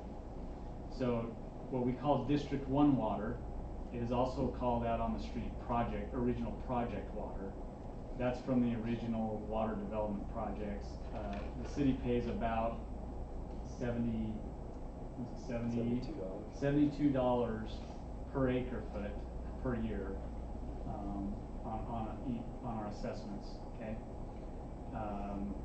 The District 3 water, which is what they are selling now, it's a more modern water, right? It's from more recent water development projects. Cost a lot more, was not subsidized as much. It is 7 times more expensive. So our annual payments are more in the $440 per acre foot instead of 70. So it is more expensive, and that is the reason why. Also, when we talked Weaver Basin, there is going to be District 4 water. When District 3 water runs out, and it's going to be even more, double. Yeah. They said of District 3 price. So I mean, in the long run, if you're looking really long term, when District 4 is all that's available, you're going to want District 3. The You'll be like, earlier- I wish I had District 3 again. Buy low, buy low. The earlier the better. This is low. So we have some options here for us. We can contract directly with Weaver Basin and not go through the canal companies. And the reason we can do that is because our primary water conveyance system into Bluff and Gentile is through the Bureau of Reclamation Canal, which is not owned by any water entity, and so we don't need their canals to get our water. So we can actually contract directly with Weaver Basin. Now there's a precedence in other cities that has been in place, and it has, there hasn't been any problems that we know of really in the pricing structure, whereby a developer pays for, and it's roughly been 10 years of assessments in lieu of turning over a share. Okay, so right now they can go buy a share, turn it over to us, and then we start paying the annual assessments beginning that next year. This alternative is, instead of buying a share, turning it over to us, they pay for 10 years of assessment to the city through this contracted water with Weaver Basin. So roughly $7,000 per acre. So it's we require 3 acre feet.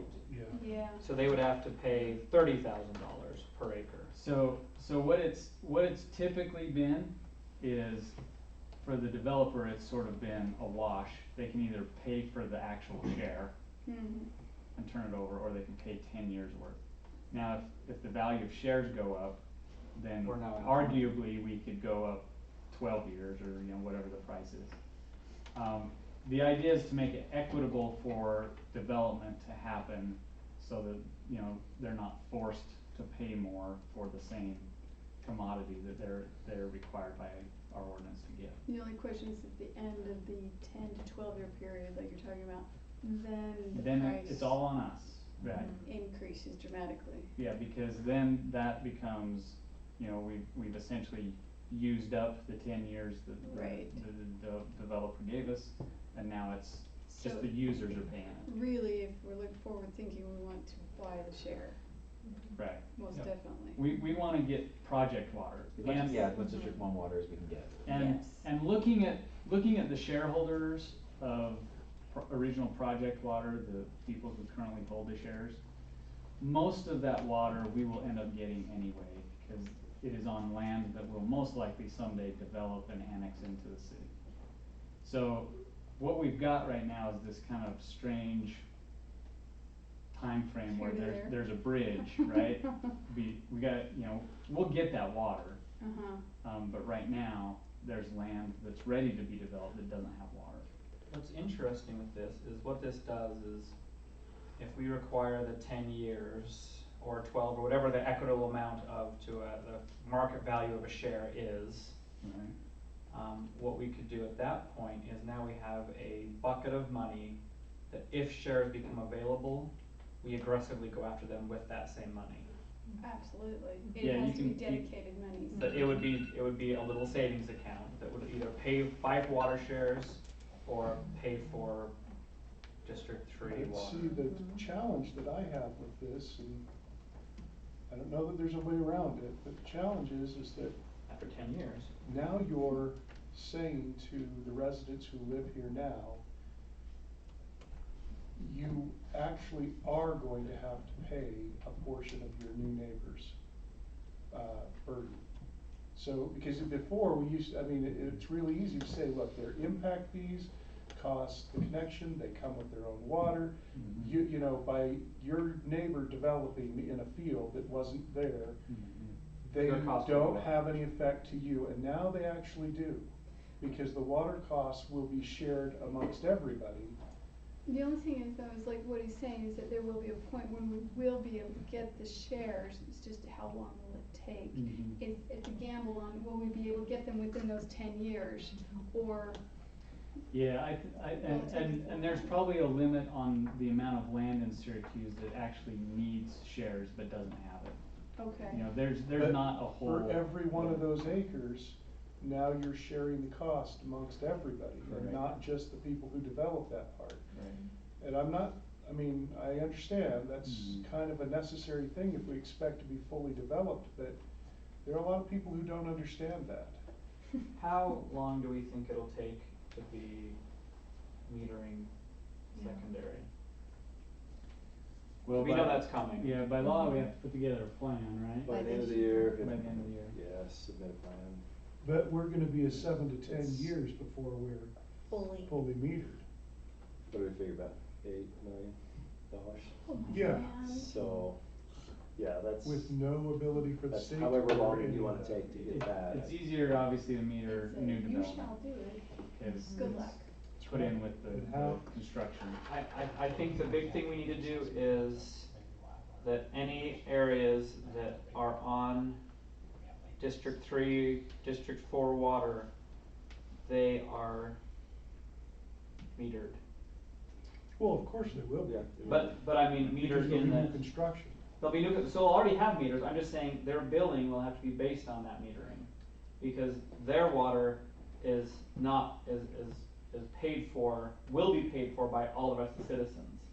Well, and I guess, are you suggesting then that they bill at a different rate because they're paying they're using a different water share? Bill at a different rate? No, I'm saying that. Is that what you suggest? Oh, we bill, could actually do? B-I-L-L-E-D. Yeah. Not built, but. Yes, billed. And so I would say, yeah, they would, that their metering would be based on the cost Their of water share. in their area. So another option, and which was That in the drives up memo. home prices for those people. Well, Well, not not home really. prices, it drives up. It'd drive them down. Well- Annual. It would drive them down, people would be like, what? No, I'm not buying that house, I'll buy over here where there's shares. Just saying. One of the options, which was in the memo, was, you know, you can create a requirement if they're gonna bring District 3 water, that you require a more strict, kind of landscaping requirements where they have more xeriscaping and things like that, so that, So and you they're can not actually, using as much water. you can actually require fewer shares, or fewer, you can Feet per require acre. less water, so instead of 3 acre-feet per acre, maybe it's 2. But the problem with that is, there's nothing that stops the next person that moves in to tear out that and plant grass. Yeah. to Well, change there it. could be. There could The be. city code It would have to be, regulates it would have to be enforced and that sort of thing, and we'd have to talk about that, but it's an option. Because we love code enforcement, that just But makes see, everybody happy. I think the best way to enforce code is to bill the water, and they will xeriscape by themselves. Yeah. Because nobody wants They a will be huge. incentivized. Oh yeah, I don't wanna pay for that. The council, we need to give Brody some direction with. Good grief. Does Steve have a comment? I was gonna say, we actually get calls quite often from the residents that say, if I xeriscape my yard, do I still have to pay for secondary?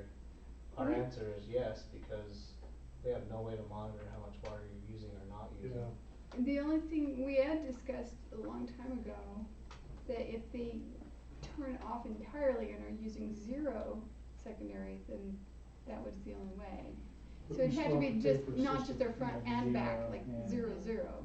But without a meter, you can't tell that they didn't turn Turn it back back on. on and use it. Good point. What Yeah. direction do you want Brody to go?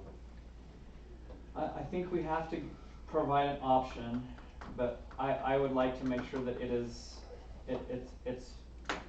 more expensive to do the 10-year approach than it is to go out and find water shares. I'm gonna disagree. I think that you're saying legally we can't deny the other shares. I'm saying if there are. They could sue you. If it's essentially. Well, but there are other shares out there, even if. We've been trying to get shares too. I know, but even if they're not for sale, there are shares. They may not be readily available, but they are available. They exist. They exist. Right. That doesn't mean they're available. Okay, so Like your house where exists, they it's not exist- available. That's not even the issue.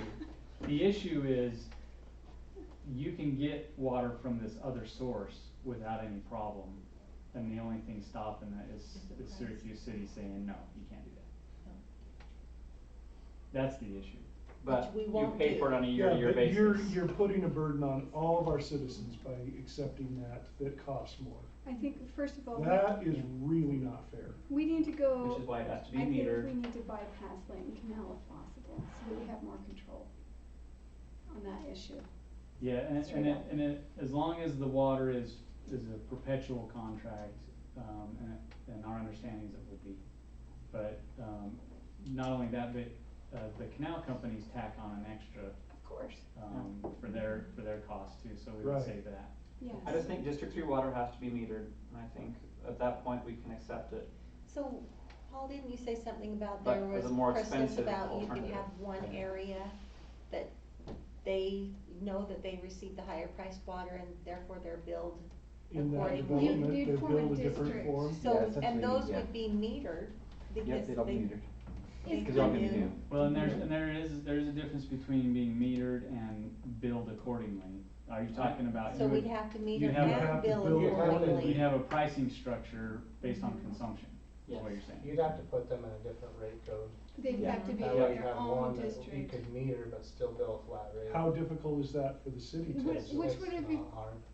Would it be It's just a different rate code. more advisable to create a district like that, or would it just be to have a different I billing would structure? do the billing structure. I don't think Okay. district would be. Yeah, cause then you have to have a board and everything. Okay.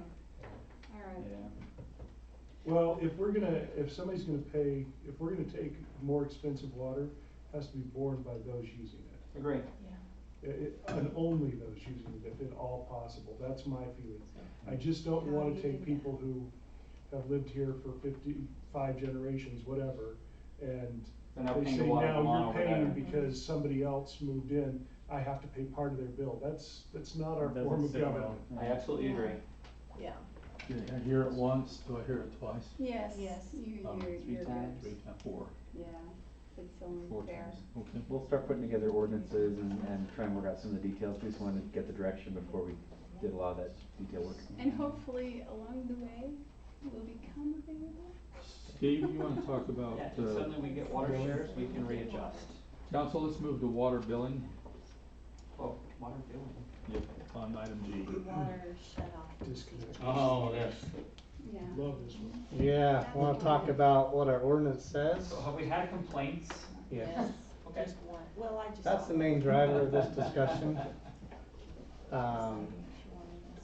And in looking in the code, it actually talks about we can start shut-off procedures within 30 days. We Sounds like currently we are don't do that. Yeah, we're pretty nice people. I think so. And this has been a long time practice, way before my time, that the procedure we've been doing. So I just wanna clarify, you know, what does the council wanna do? Are there things that we can tweak? I think this is We've extremely talked about this more merciful. than once, though. More than. And if we start to, and sorry if you have something prepared, but I just don't wanna re-talk about the packet if we can get to the gist of it. If we start enforcing this, didn't we talk in a previous council that if we started strictly enforcing the code, our workload more than doubles to do that? I think in the short term it would. I think in the long term, people would catch on to how processes work and they How would start quickly paying their that bill. is. Clinton in particular did this. They went to this 30-day shut off, and I think the first few months they had a lot of shut offs. But over time, people realized that that's the process, that's the procedure. And now they probably have about the same amount of shut offs as we do. workload, we let them go almost 3 months when Clinton does 30 days. Right. So yeah, yes, in the short term, I think you'd have a higher workload. And for any company that I know of, that's pretty standard. For any company, if you're delinquent, like, I'm just saying 30 days. lenient. I understand what you're saying, but any kind of service or manufacturing, well, they're sure, way but- forgiving because you have to keep the work orders flowing to keep your service going. Oh, I see what Yeah, you're so saying, we'll what get you're talking people about, but I'm solution. talking about like, for medical billing, that's where I'm familiar. It's 30 days. Oh, yeah. You better call and make some arrangements, or they're coming for you. You know? Council, it seems to me like you're all on board with this. Am I- To keep it the way it is now? In the 30 days. There's definitely pros and cons to it. It scares us a little bit because of the workload. Before we go all the way, is there a way to go half? And that's kind of where I was wondering. We've kind of gone 90 days where our policy says 30. Right. Could we cut it to 45? And because even if we cut it all the way to a strict policy, say 6 to 9 months from now, your workload won't be as drastic because you've habituated people to a new 45-day standard where they've been taking advantage of a 90-day standard. Well, and I think Well- it's harder to catch up for a 90 if you have to be complete on your repayments. You're right. So Yeah, it gets that's worse what and I'm saying. worse. Yeah. Exactly, you're compounding the snowball, so let's. You're right, but we're feeding them in chunks instead of saying you will now switch 100% to a, See, 60-day reduction. I would just, if you wanna do that, I would say at 30 days, we notice we're shutting it off in 15 days, and if it's not paid, we shut it off in 15 days, and you get your 45 days. And you get your 45. And I would like that. I know now too, I'll show you examples. So this is a utility bill. I've masked it so you don't know who it is. That's probably mine. But mine. this is someone that's gone 2 months going on their 3rd month. So we bill that 3rd month of charges the 1st of the month. On there you can see the note above and below. The shut off is on June 18th. You must pay this by the 17th. So that's one notice, right? Okay. We also have been sending out a separate letter shortly thereafter that's bright and bold and can't miss it, that is basically saying the same thing. So for anyone that does e-pay, they might not ever see this one. Right. But they should see this one. This one, Yeah, they should see, and ePay, they still should get an electronic bill. Well, like, I need to Yeah. update my email, which I haven't. I accidentally was delinquent once because my credit card expired. Right. Well, and I was gonna say, And- that's probably common, that, Yeah. that sometimes Yeah, a month your will go payment past, but if form you is- get something like this, then you would quickly remedy it. Exactly. And then the third step is we go out and do a door hanger.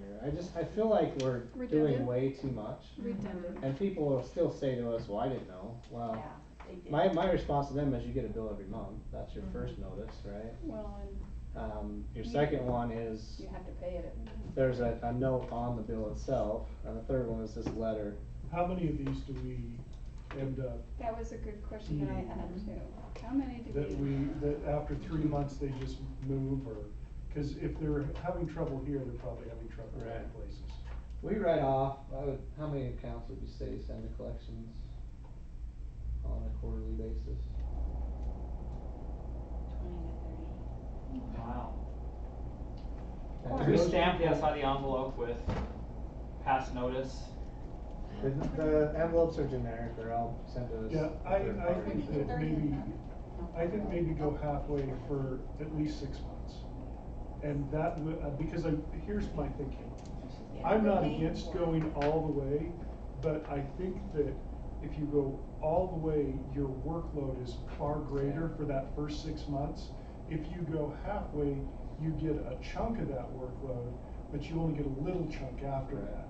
And so it's more acceptable, it's less work all at once for you. Right. It's funneling down the. Okay. And the thing is, I like shortening the duration simply because most people can afford, I don't know about most people, but it's easier to pay 45 days than it is to pay 90 days. Yeah. Right. Yes. So at that point, it's a $500 check. Right. They're not gonna have that more, I like Yeah, the and- 45 and- days. If you're making This decisions. notice takes us no extra time. It's just basically a filter, right, in the billing system. Okay. That This one one takes- does take a little bit more But it's time. mailed to address them, and right? mail. Just Yeah. mail. I still think, I'm gonna look at Paul, I still think we should do these. I agree. Just so it's a separate from the bill. Yeah. If you were gonna do But I don't though, say do the door hanger though. well, see, and I think the door hanger is more valuable than that second one, only because you visited, you hit the resident. You know, you can't say. But that's mail address. Because I heard it so many times when people say, it got lost in the mail. What? You don't believe it. Our That's mail just- that gets lost in the mail? But I would like us to put a stamp on it that says. I've never had pass- my mail lost in the mail. Bill past notice or No, no, past you due never or something actually- like that. Front of the what I'm envelope. saying is Just you so can it's use that not as a an generic excuse. envelope. That's what I mean. You don't. That would be a don't little give me harder, an excuse. because do we past don't due handle notice? any of the mailings, so we'd have to rely on Oh. the third party to go through and stamp Oh. those individually. So the door hanger probably is more physical work. So right now, what we've done is we've That's done these expensive. two things, and then we go Time shut off consuming. and hang the door hanger At the same time. Our code Which that says, You're is- already there. That's you're our already code there. says we're supposed to do these, then hang, and And wait then 3 shut more off. days, and then shut off. No. No, Which that's, I would like That's to change that. what I'm trying to say is get rid of that Yeah, okay, third but you door are hanger. hanging when Yeah. you're already I there. still think we need a door hang. If You you're, were shut off. there to shut off, you Yes. do need a door hanger. You're already there. But I'd like to keep that with how we're doing it. We're But- gonna shut off and hang. And then I hate to say it, but I'd like to door hang and not knock on the door. Only because I'm worried that, I'm worried for the safety of the person shutting off the water. I don't think It it's should- not, no. I'm It- sorry. Yeah, you shouldn't, Yeah, they're pretty, they just go and do it and go. They've actually been confronted a few times, but they're. I just don't wanna put our citizens, Yeah, our employees at risk. There's no way to stop that. I Right. mean, when, That's what I'm saying, you hang it on the door and you shut off the yeah, water. but if they're seen, they're seen. So you wanna Yeah, I get know. rid of the door hang on the same day? I wanna keep that practice. Oh, He doesn't want it- he Our doesn't code want to wait 3 says you days. gotta Our wait. code Oh, says you okay. hang 3 So days change before the you code shut to off. say same day. Yes. Agreed. Yeah, I agree. Thank you. So I think our That's code right. would be Get rid of good, that. keeping the same way we're doing it with 30 days, send the notice out, that gives them 15 days. 45 days, 15 15 Additional. Yeah. And then we shut off the week before the And next due then, date. in 6 months, if you feel like this isn't enough, then we can move to 30 days, but this kinda chokes down Yeah. the brunt of the show. I'll be the first to admit, I really don't wanna go to the 30 days, cause I think it'd be too much. I think this is a good compromise to do. Okay. There are some other things we wanna clean up with the code. I think one references a personal delivery or personal in-person service. type. I think nowadays a letter in the mail is sufficient. Well, and we don't get, it's not common to receive a letter from the city, so you would open it, as opposed to something else you might get often. If you get your mail. So if you guys are okay with it, we'll do some red line edits to that Title IV and bring it forward to the next meeting for approval. And I think this will help the people that didn't know that they were past due. This kinda gets them Yeah. on the ball, and so they're not paying $400. And then the ones that don't wanna pay, it limits the losses of the city. Council, do you wanna discuss this in a business meeting or put it on a common consent? or Common just- consent. Well, I think we need to read the code I first. kinda think we need to see, because we might have to adjust the code. Okay. There may be a couple of things that we haven't talked about tonight and come up with the code Okay, so adjustment. you Well, you've wanna also just- got the Yeah. other items to consider, temporary assistance. Yeah, that was the other thing I wanted to bring up. We had one person in particular that was upset with our procedure. They brought forward that, hey, I can't pay my bills, I'm behind, I need to get back on my feet. I think the city should provide a temporary assistance program. I told her we don't, there's other things at the state level that will help out with that. They didn't think it was enough. I told her, well, I can talk to the council about it, but I don't see that they would do anything more, especially where we're That's 3 hard to months past absorb at due. the city level. Because I of mean, what? the state has a different infrastructure. They have offices that can handle a wider group of people. And not only that, but how do we also determine whether this person qualifies and this person doesn't? But see, that's where I'm That's saying the so infrastructure at the messy. state level, That's what I mean. they have so many other determining departments and Yeah. things that are like that, I'm they're agreeing set with up you. to deal with it. Can I Well, interject we're not. something? Yeah. It's not like they don't get some assistance, because if somebody calls me and says, I can't pay it by the 17th, I make payment arrangements with them. And they get another half a month Yeah. to come up with the money somewhere. It's not like we're cut and dried for the most part, Yeah. except for of people who abuse it and don't Right. keep their arrangements. It's just like with medical. So there billing. is some working with them and trying to assist. Yeah, with medical billing, same thing, if you call and make arrangements, they'll work with you, if they're, rather than Most sitting of the right time. off. Council, I'm gonna bring this back to a work session, because I would like to eventually put it to common consent, so that we're not discussing this. Let's go on, let's, talk about, transportation impact fee. Robert, is that you, or who is, is that you, I'll Steve? take it with the help of Paul. So we recently, were going through transportation impact fee plan and found out that there are some updates to the standards or the tables that are in that plan. And so what we'd like to do is just bring an amendment forward that basically changes a couple things. The first big change is, in table 2 of that plan that's in the packet, there's a new column that's now a standard that's called pass-through, okay? So what that basically is, you have your IT trips and reductions. What the pass-through is saying is, when you go to, the bank to run an errand, most likely you're probably gonna stop at the coffee shop and maybe the gas station. You're gonna hit multiple locations in one trip. So the pass-through takes that into account and further reduces the IT trips. It's not in every category, it's only on certain ones. And so what that does is, for certain categories, it reduces it further, so the impact fee we collect would be less. But this, again, is a generally accepted standard with the transportation. Yeah, science put that together, so it wasn't, we didn't come up with those numbers, we asked Susie to update it based on the standards that are out there. So we're actually reducing our transportation impact fees. Correct. Right. For those categories. Because of the requirement. There is also some updates to the numbers in the table. For example, single-family dwellings used to be 1.02. This would be 1.00, so reduced just a little bit. So, as long as this is consistent with a standard that we're relying on somewhere else, like we do with traffic laws, and, I think we can't do anything else. Right. Because we want to be in line with universal codes. Correct. I think it would be a We good don't want to thing. create our own exceptions. Do you have a bottom line cost impact of this? That's what I wanted So to for know. single-family homes, I think it reduced $15 a home for a new home, so about, Okay. what we're doing right now, I think it'd be around 5,000 a year is what we'd see in reduction in transportation impact. We don't do commercial and others as much, but the impact would be bigger. So depending on if it was a gas station or a coffee shop, you might see, a 30% reduction. So if it was, 100,000, you might be losing 30,000 out of that. I thought it was interesting they put tire store on there. I'm like, really?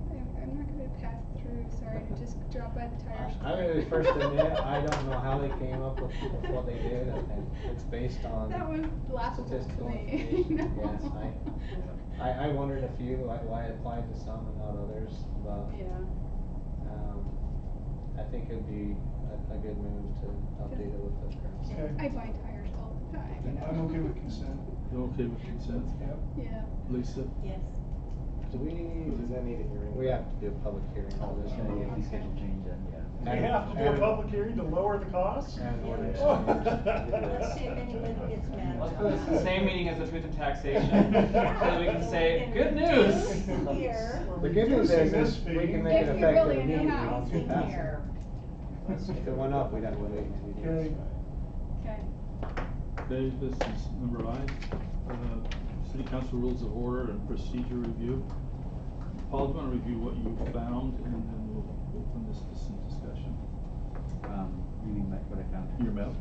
Well, maybe we ought not talk that memo, huh? Yeah, that was pretty high communication. I Do you want thought, me to bring up the other issue that we Yes. had on here? Mhm. Okay, so, just in a review of the rules, and I will just take ownership of bringing this issue up, cause I'm a rules person, and so we've kind of been deviating from our rules maybe like the last 6 months. Just where we've been having business meetings and work sessions, or work sessions and special meetings every single night, or every single meeting night, and so, if you guys wanna continue that practice, it might be a good idea to change your rules, to reflect the practice. or if you wanna keep calling special meetings, that's fine too, it just seems I contrary would to the like to go rules. back to when I suggested a change years ago, that we not have work sessions before business meetings. The purpose was, we would discuss in a work session, then we would rehash in the business meeting and do it. What if we flipped that, so that we still had both in the same night, but we did all business and all voting in advance?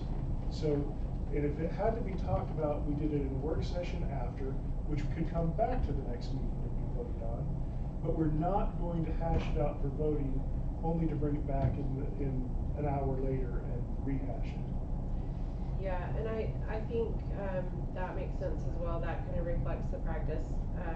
I think if you could make an adjustment as simple as changing sub-item C under that number 4 to just say that work sessions may be held the second and fourth Tuesday of each month, and then just clarify that on the second Tuesday of the month, they would be held after the business meeting, and on the fourth Tuesday, they would still start at 6. And then I think the language about special meetings, you know, we could leave alone, cause we've been having those really just after work sessions, and it's for things like going into a closed session or taking action on a time sensitive But what if item. every meeting, second and fourth, was business and work session after? Yeah, I think you could, well, yeah, I think if you put that in the work session section, to say that they may be held on the second and fourth Tuesday, and then it would allow you to continue the practice where, if there is business to discuss in a work session. I think if you're saying that there's a requirement to have a work session every second and fourth Tuesday, sometimes there's a work session without I was thinking more, pressing there was a items. requirement to have the business meeting and work sessions afterwards as needed. Yeah, and that's, I think we're saying the same thing. Okay, I'm Yeah. sorry if I was So, disconnected. are you saying that we convene in chambers and then move? That's what I was gonna ask. Every So time. every single time? Every single Start time. So at business meeting every other Tuesday in the chambers, and then afterward, you come to work We come session in here every in work time. session. I like our current Wait, format better. wait. Yeah, he Wait, just- that was something different. Yeah, I that think was that's what you different were- than what I he think just that's what said. you were saying. So you're saying business meeting on the second and fourth, every time. So you can take care of business every week, but No, then at the as end. needed. I'm saying this is what Dave is saying. I think. No, he said as needed. Okay. That's what I'm saying to you. You heard wrong, Paul. All right. Okay, so. I thought you were saying business. I guess my business, point work. is I don't wanna burden this any, but at the same time, if we feel like we have to get something done, let's just get it done. I mean, I don't wanna Yeah. be in. Especially if it's time sensitive. Yeah. No, and I We seem think to we find that agree, a lot. I think it just, like I said, it's just like a hardwiring thing in my brain where it bugs Sure. me to not follow the rules, and so. Well, and that makes sense, cause I'm you happy don't about wanna, that. you don't wanna I'm a drift little away bit- from your own policies. Yeah. So I think it's a simple, adjustment to that language in the work session section of the rules.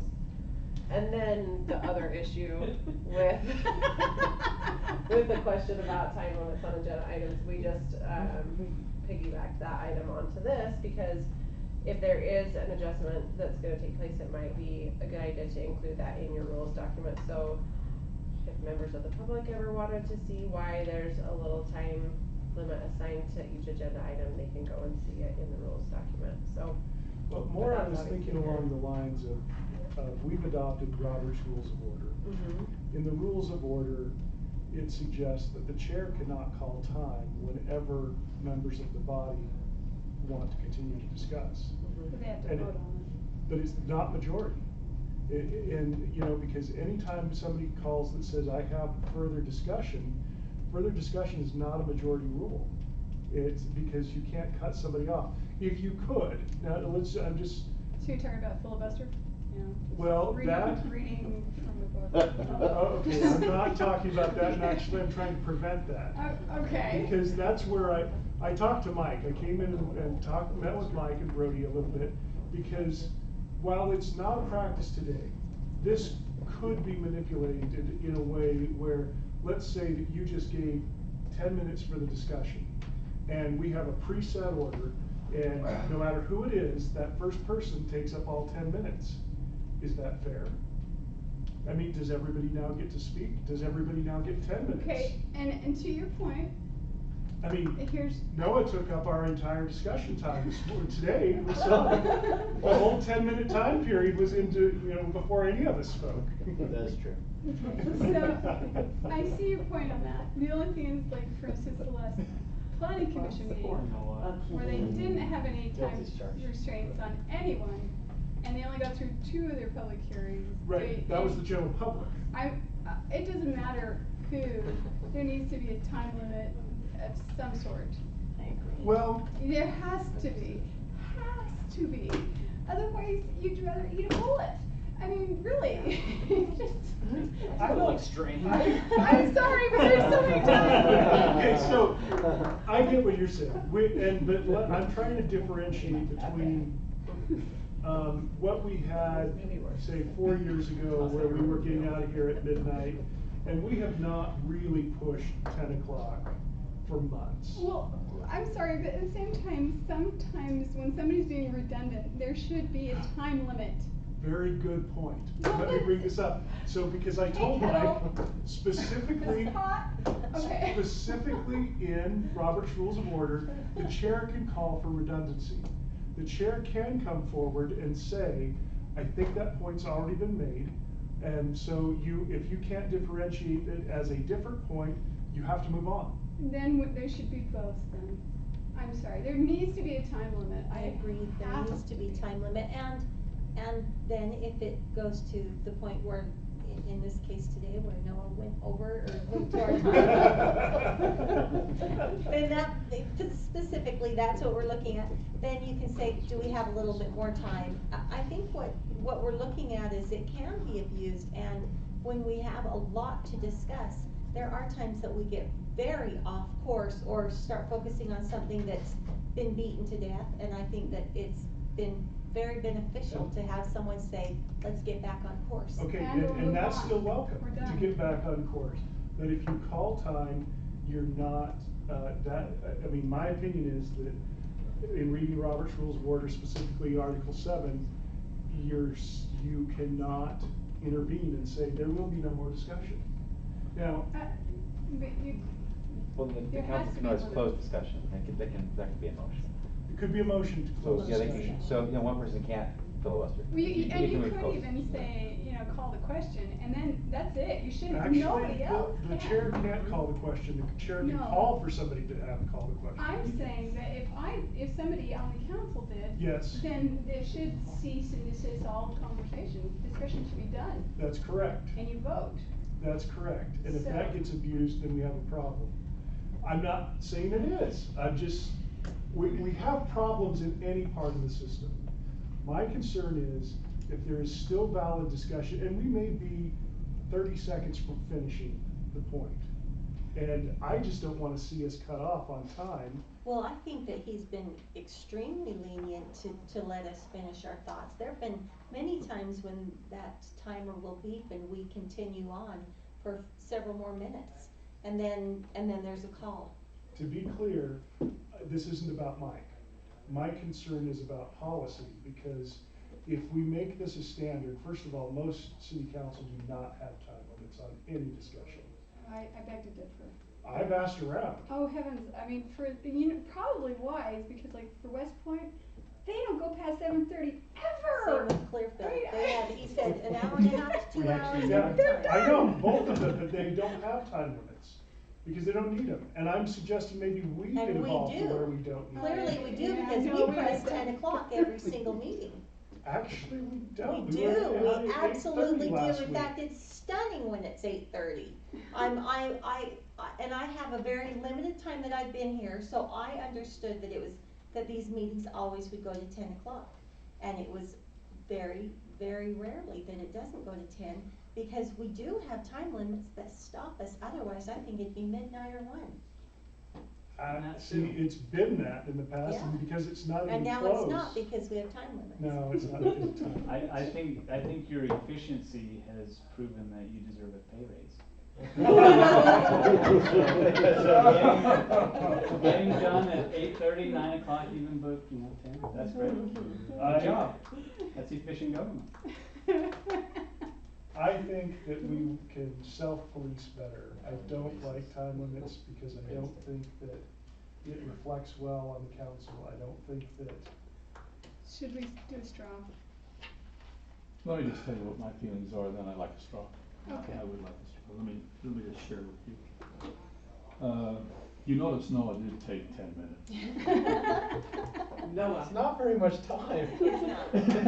But, okay. In his defense, it's been shorter than when we had Brigham. Okay, and that's all fine, but I mean, aside from his moment, let's say that he didn't take 10 minutes, and we had 5, and the first person took 4. No offense to Brigham. Still not fair. I want to talk about this specific situation on this specific night.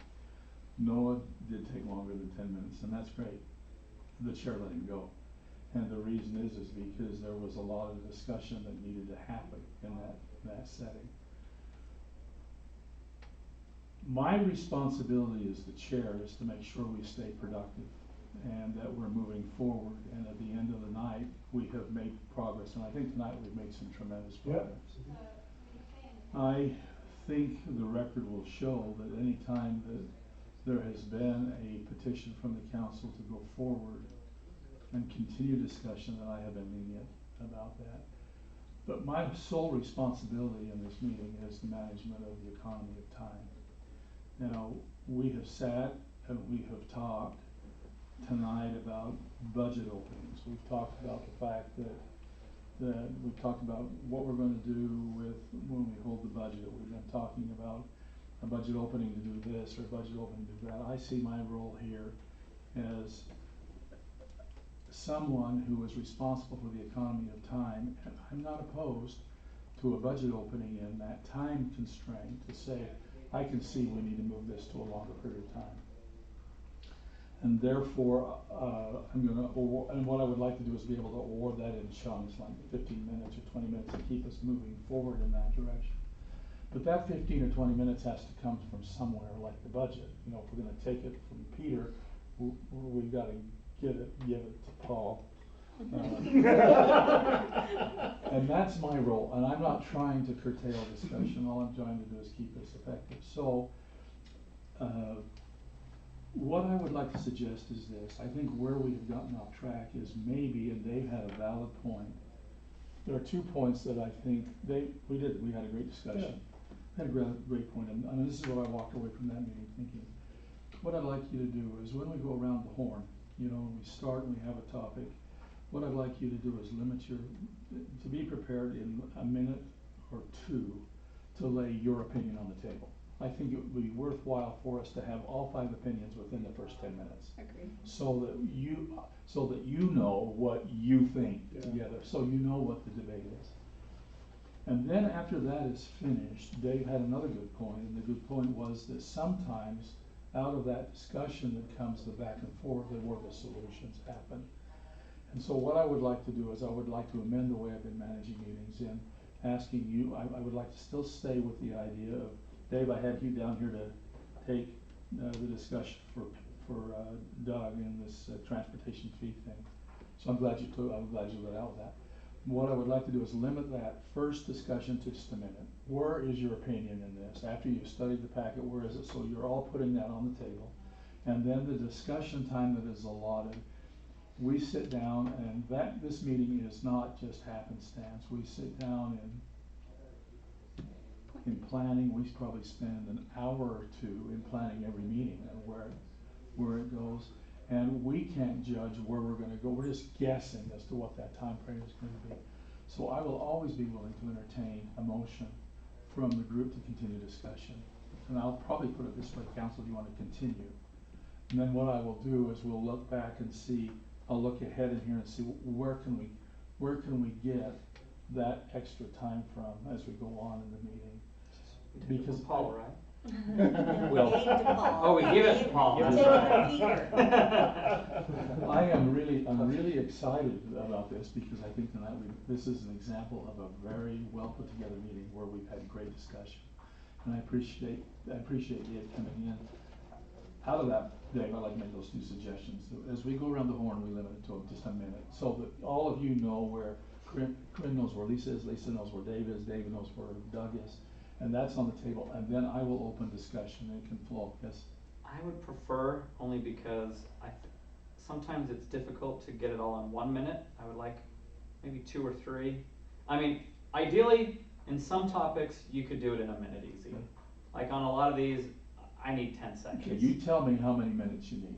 Well, But this is for the initial, this is for the I know, initial. but sometimes for the initial, like when we're going through like the plan, if you have 10 points and you're trying to get that in 1 minute and you get 10 seconds per point, Yeah. I think depending on the discussion, I think the time allowed for But each you council could member say needs to be something like scaled. this, you could say, I have 10 points I'd like to review on this, and I'm gonna put that on the table, I have 10.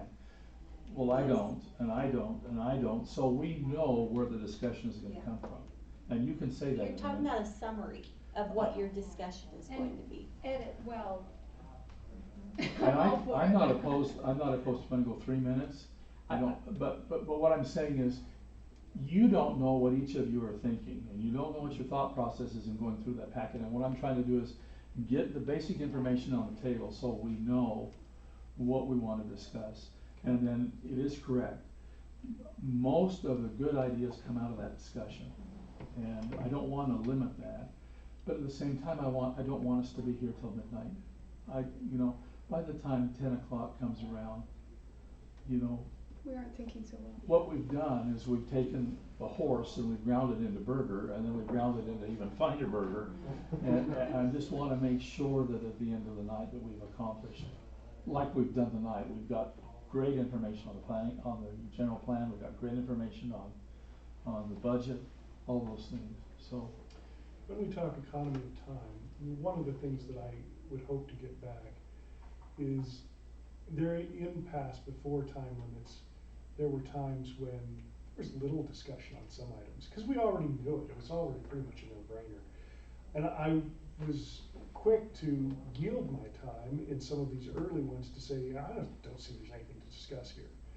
But I felt like in the shift from time limits to time limits with a discussion leader going around in an order, sometimes it's like, we all had to state the same thing because it was our turn, and you don't need to. Yeah, we don't need to. I think we've gotten better with that the last We few have. years. We have. The first time was a little weird. All you have to do is say, I agree with Dave. I agree. And that's it. Ta-da. Yeah. Because I do want to be able to, if we can save 10 minutes on one discussion, but we need it for another, I'm happy to trade. Yeah, and I'm the first one to jump on that bandwagon, Okay. but I sit in this chair and I've gotta manage that time, and I look at that clock and think, okay, but we've got this big deal coming at the end of this, and we Yeah. do our best to try to put the big deals at the front, but we don't always know. And I just have to make one small comment. Our former council member, Andrea Anderson, said that after her tenure, or during it actually, that she looked upon what made a good mayor in a different way. And her first question for any mayoral candidate would be, how do you run a meeting? So, you're doing a great job, by the way. So. You're an effective group. How do you feel about the rules? Let's clarify for Cassie, these other rule changes. Dave suggested a business meeting, if I'm not, put it in your words again, Dave. So I'm suggesting every time we meet, we start with business. Okay. Get the votes And out of the way. start in there? And start in there. I don't care if we started here or in there, but the point is that we only do discussion when we're not gonna vote on it. What I don't wanna do is have the discussion and then rehash discussions. And I really feel that's significant if we look like we've come to a consensus, we break for 10 minutes and a bunch of people come and say, oh, wait, don't do that. That's not fair to the subject. Vote first, We discuss voted. other. If we had the discussion, we reached an agreement, we deserve to conclude it then. And no repetitive discussions, agenda items on the same day. So let me have Right. Cassie repeat that so I understand it. Did you hear what he said? Yeah, so I still think it's as simple as changing that section that talks about work sessions, so that we just clarify that they can be held on the second and fourth Tuesday of the month. If we need to specify that there will be a business meeting in that room and work sessions will be in this room, I can call that out.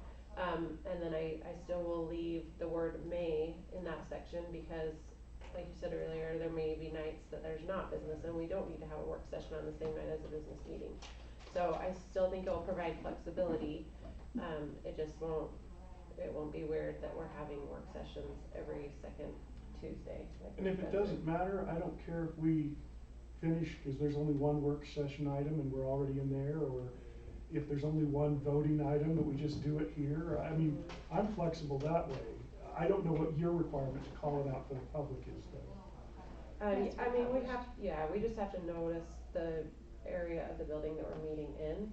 So if we can figure out if it would be easy enough to have it in this room. You just never know how many people are gonna show up. Right. Like tonight, there were quite a few people here for the public comment section, and we couldn't have anticipated that, and so you just never know. I still think it makes sense to have business meetings in the chambers and work sessions in here, just because the setting lends itself to a more informal dialogue. So, but I think it's obviously flexible. Okay. Anything else that you need clarification on in those rules? Sure, yes. Can I offer some counterpoints? Yeah. I disagree with everything we just said. Time. So I actually really like our current format where we have business meetings on one week and a work session on the next. And if there's little things we need to squish in, I'm okay with that. But I find that I like to plan for 1 week where we can just plan for work session and get through it. Because I love this table. I think we get a lot of great things done. I never want to have a work session in that room because I don't get to, up there I can't see faces. I can't, it's a lot harder to work through issues when you're all staring at a bunch of empty chairs. And so I would like to try and have as many meetings in here as possible just because I think we make better decisions in here. At least we get better discussion. And I actually like the idea of having 1 week where we have, people can plan on, most of our votes are on the second Tuesday of the month, and then the discussion points are on the 4th. So I know maybe I'm the only one that shares that opinion, but I like our current format where we try and focus all the business in one meeting that people can plan on, and then all the discussion in a separate meeting. I would actually discourage us from doing what we've been doing and try and get all of our business in 1 week. And if there's specific things we do a special session like we do, what we call it. But I like work sessions on the 4th and business meeting the 2nd because I feel it's more are we not still free to do that by choice? Yeah, but I think when you start mixing it up, people don't know what to expect. I guess the only reason that I'm suggesting that we be free to do either is because we've been doing both at both meetings. And so I just want to be, if there's a way that, and I'm not disagreeing that there's not a good time to do this and a good time to do that, but if we're going to do both anyway, why don't we just put that in the rules? You can put it in the rules, but I want to try and keep as much as possible the business meeting on the 2nd and to get as much business done as possible. And so if you want to do both, still keep the second Tuesday as an emphasis on business so that when people ask me, when are we most likely to do that? Like the CERT. I can say we're doing it the second Tuesday of the month after we finish because that is the business meeting. Because we don't want to bring them all up and parade them around this room in a work session. So it just allows me, when I'm inviting people to a council meeting, to say, it is 99% chance it's going to be on the 2nd Tuesday. And then on the 4th Tuesday, it's more of an informal night. I wore my polo instead of my button-down shirt. And it's just more, we're all sitting in here and we can plan on sitting around a table and just hash things out. Okay. Dave, then Lisa. I'm just saying, would it be acceptable though if they plan it that way? That it's not done by ordinance that way, that that's our choice, so that Cassie's free not to be worried about the rules if we end up throwing in a business item ahead of a work session or a work session item after a business meeting. I'm okay if we want to amend the rules to allow it. What I don't wanna have happen is Make it- make every single meeting a business meeting and a work session, So because don't do a 50-50 every time. don't do a 50-50. I wanna see a 90-10 and a 10-90. Yeah, I agree. I'm okay with that. And I say whatever makes Cassie's rules come back to fruition, Well, so, yeah, I just so really- that's the case. Or we could, yeah. I didn't feel like we were adjusting the business meeting night. I think, yeah, I don't think we should go away from having the second Tuesday of each month dedicated to business, and that those meetings would be in the chamber. So I think it was just to reflect the practice where we have been calling work sessions regularly after business meetings. Okay. Our calendar doesn't reflect that, but we've been doing it like But all our of this business has year. been getting a lot shorter, and we still have lots of discussion items, so let's just say that we are open to do that. Yeah, I'm okay if we're open to it, but I would like to keep the ratio, like I said, 90-10, 10-90. You agree, I agree. Lisa? Yes, Do you have enough information, Cassie, to? Way too much information. Sorry, I had to be a contrarian. The timer went off a long time ago. I think I just silenced it. Let's go to Jay. I tried to Esther, call you doing time. this one? I tried. You did. I can do that. Brody's gonna do it. Which one, what? The orchestra. So, we've done some due diligence, both in terms of looking at the police station and with the school district, to see, what kind of avenues can we find. And, with the school district, we learned that the band rooms are no longer allowed. Yeah, But you can rent other rooms if there's one that fits, that suits our needs for the orchestra. So you can still rent a room, it just can't be the band room. Well, we've talked to so I know they say that, but when we start talking about which room, it's almost all of them are, there's like, oh, sure, you can come to the cafeteria. Well, that doesn't lend itself to a You can sit rehearsal. in the history room and you can set your trombone on the desk. Yeah, so it just didn't work out. Right, but I just wanna, let everyone know that's what the policy is. Yeah. Whether it works or not, yeah, it Is depends that on what we're doing. District policy now? It's district policy, so Yeah, this year. apparently it's not like a written one, apparently the band teachers got together. They formed a union. and kind of. Okay. They banded together. They banded together and they got what they wanted, and so. They paid dues, So, yeah. had some people go out Yeah. and break some knees. Yep. Some of our people Some people were in those disappeared. meetings, and it was ugly. Where are we on that one, chief? So we looked at the police station too, and, so there's kind of a short-term and a long-term option to get the room ready if we were gonna allow the orchestra to use it. So there needs to be, I don't know how much space we're talking for storage, but if we're gonna use that closet space in the back, we do need to rekey it, so there'll be some costs associated with that. And then, in the short term, if it's, especially if it's a Tuesday night, we can have somebody open the door for them, and then it can just lock on their way out. Long term, that's probably not the best solution. We do have the two south doors, one of them's the ADA accessible door. Neither of them work, as far as like the swipers, the cards. So, and apparently it's a big problem because there's a number of ports, I guess, you need for each door. Each door gets a port Right. in the system, or the electronic system. All the ports are used, so whenever they did that building, The bonus ones. there's two doors that don't have ports to use the card swiper, so they don't work for that purpose. Okay. We would want the ADA door to be operational and get that. Couple things we don't want a key access, we don't want a code access, cause both of those are too easily, duplicated. Right. We would prefer the card access because now Okay. you know whose card went in the door and whether it's then Right. you can, if things happen, you can always question and follow where who had the card and why, and that sort of thing. So, you know, those are the things that would need to happen for us to get it to work. I don't know if I'm missing anything, Chief, do you have any other things? No, that was everything you had. Okay, so I have a couple of questions.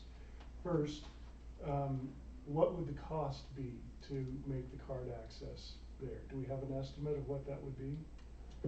I don't remember what the estimate was, but when TJ was here, he said it was going to be a significant cost to be able to replace it, cause it had to get, as an example, you had to buy another bank of whatever these ports were and run all the wiring to be able to get that thing to go in. Could we It couldn't be get just an a one. updated estimate from somebody that's Yeah, not we can TJ? get them into a vendor in, we haven't had time to get it. Steve's got his hand up. I was gonna say, it's alluding to a bigger issue long-term, is the system we're using is becoming Reaching. obsolete. It's running off of Windows XP, just to tell Right. you. Right, So, and we're gonna need to update that. We're gonna need to update the whole city. Yeah, we have at a to do the whole significant city, yeah. cost. So that's one thing we gotta consider in the next couple of years. Because if it's a cost Buying that's underwear for significant to children. just this group, I think they'd be willing to consider, you know, incurring that. If it's a cost the city has to bear anyway, I mean, I'm not trying to throw it on us now, but we're gonna have to look at the fact that whether it's this or something else, it's triggering now. Yeah, I would say, timing wise, maybe this group is pressing the cost for that specific building Right. and those Yeah. specific doors. But yeah, for the rest of the city is something we gotta address anyway, it wouldn't be. My next question is, specific to does them. it help if it's not on a Tuesday night? It's been on a Tuesday night, but if it makes it better that it's a Thursday night or a Wednesday night, I would be willing to take that back to them if that helped. The way I was telling Brody about it is I figure I'm here 2 of the Tuesdays a month anyway. Okay. And if I was told that their rehearsal started at 6 o'clock, so if it's a Yes. matter of, whoever that 6 to coordinating 8. person is, if I just say, look, meet me here 10 minutes early and I'll unlock the door for you, I mean, that seems to take care of itself. One of us are usually here. And if I needed to step in as their Future. liaison and handle it, I would, because I wanna see it keep going, because these people have worked really hard to be of service to us. But I wanna make sure that this space, cause the broader issue here is we have a space that is underutilized. And I would like to see if we can get a little ROI out of that, if we wanna do this card swiping. Get this updated such that it can be rented. I think the question is how much do we want to rent that space out? Because there's a big difference between somebody who is already legally under the umbrella of the city using a space that's a city space like that, and a total foreign group that's maybe rental. Like, we can handle it at the rec center because they've got people who are there at a front desk. The only access door goes past that front desk. We're talking about a space that somebody is typically not in at that hour, but I guess I'm a little more lenient when it comes to somebody who's under the umbrella of the city. Now, if there are other groups that we wanted to say, consider that we're somehow under the city umbrella, I can't think of one, but I mean, that would maybe fall into a category of similar decision for me. Yeah, you could have a birthday party when, a couple of the attendees were just like, arrested the night before or something. Yeah, that would be a problem. And, they have a problem with our police department. It's kind of a weird, from a Targeted position. yeah, from a standpoint of just being in the PD, it's a great space. It really is. It's probably one of the best spaces we have. I agree. But it's in a building that we really wanna make sure is secure and. But at the same time, do we not have the same type of thing at the fire station? Well, except for they're not arresting people. They're saving them. Yeah, people like fire. Yeah. People like fire. I'm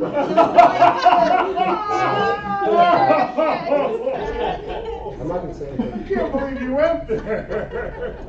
There's additional security, there's also an evidence room, lots of evidence, a lot of drugs in our police station.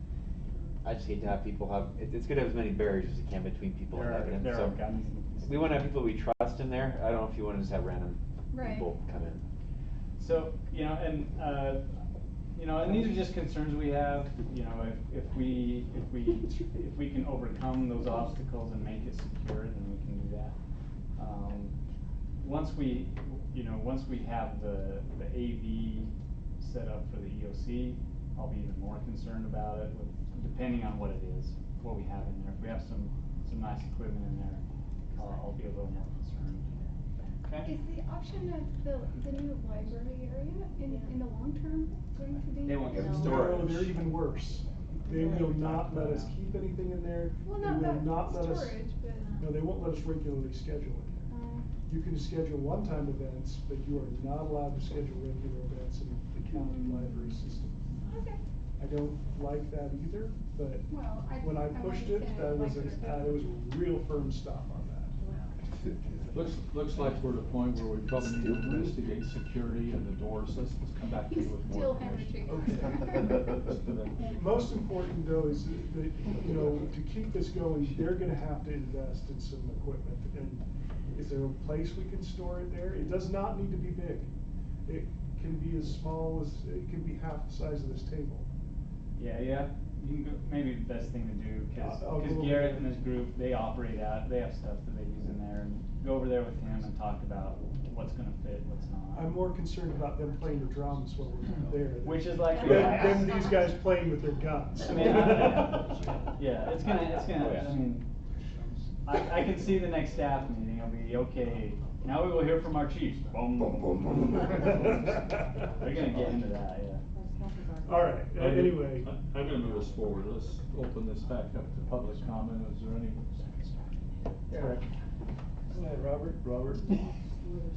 If you don't mind, I had missed some of this meeting, but as a follow-up real quickly from the residents that came in, I gave them more information that they weren't aware of as far as what the city was actively doing and it enlightened them a little bit more. But I did establish a contact with, I told any one of them, if you want to email me or call me, feel free, I hand them a business card.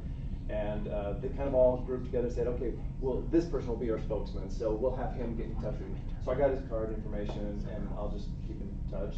And they gave us more information. Yeah, so I'll do a little bit more hound dog stuff on that. I don't want to take all my time on that though. Yay. Can I ask one question? Okay. As long as I've it's not not the timed 30 it, days. right? You're no longer Why did we upset. not know about this? Well, I guess what was up with the plastic pipes pounded into a cement pipe, just stuck in there from the picture?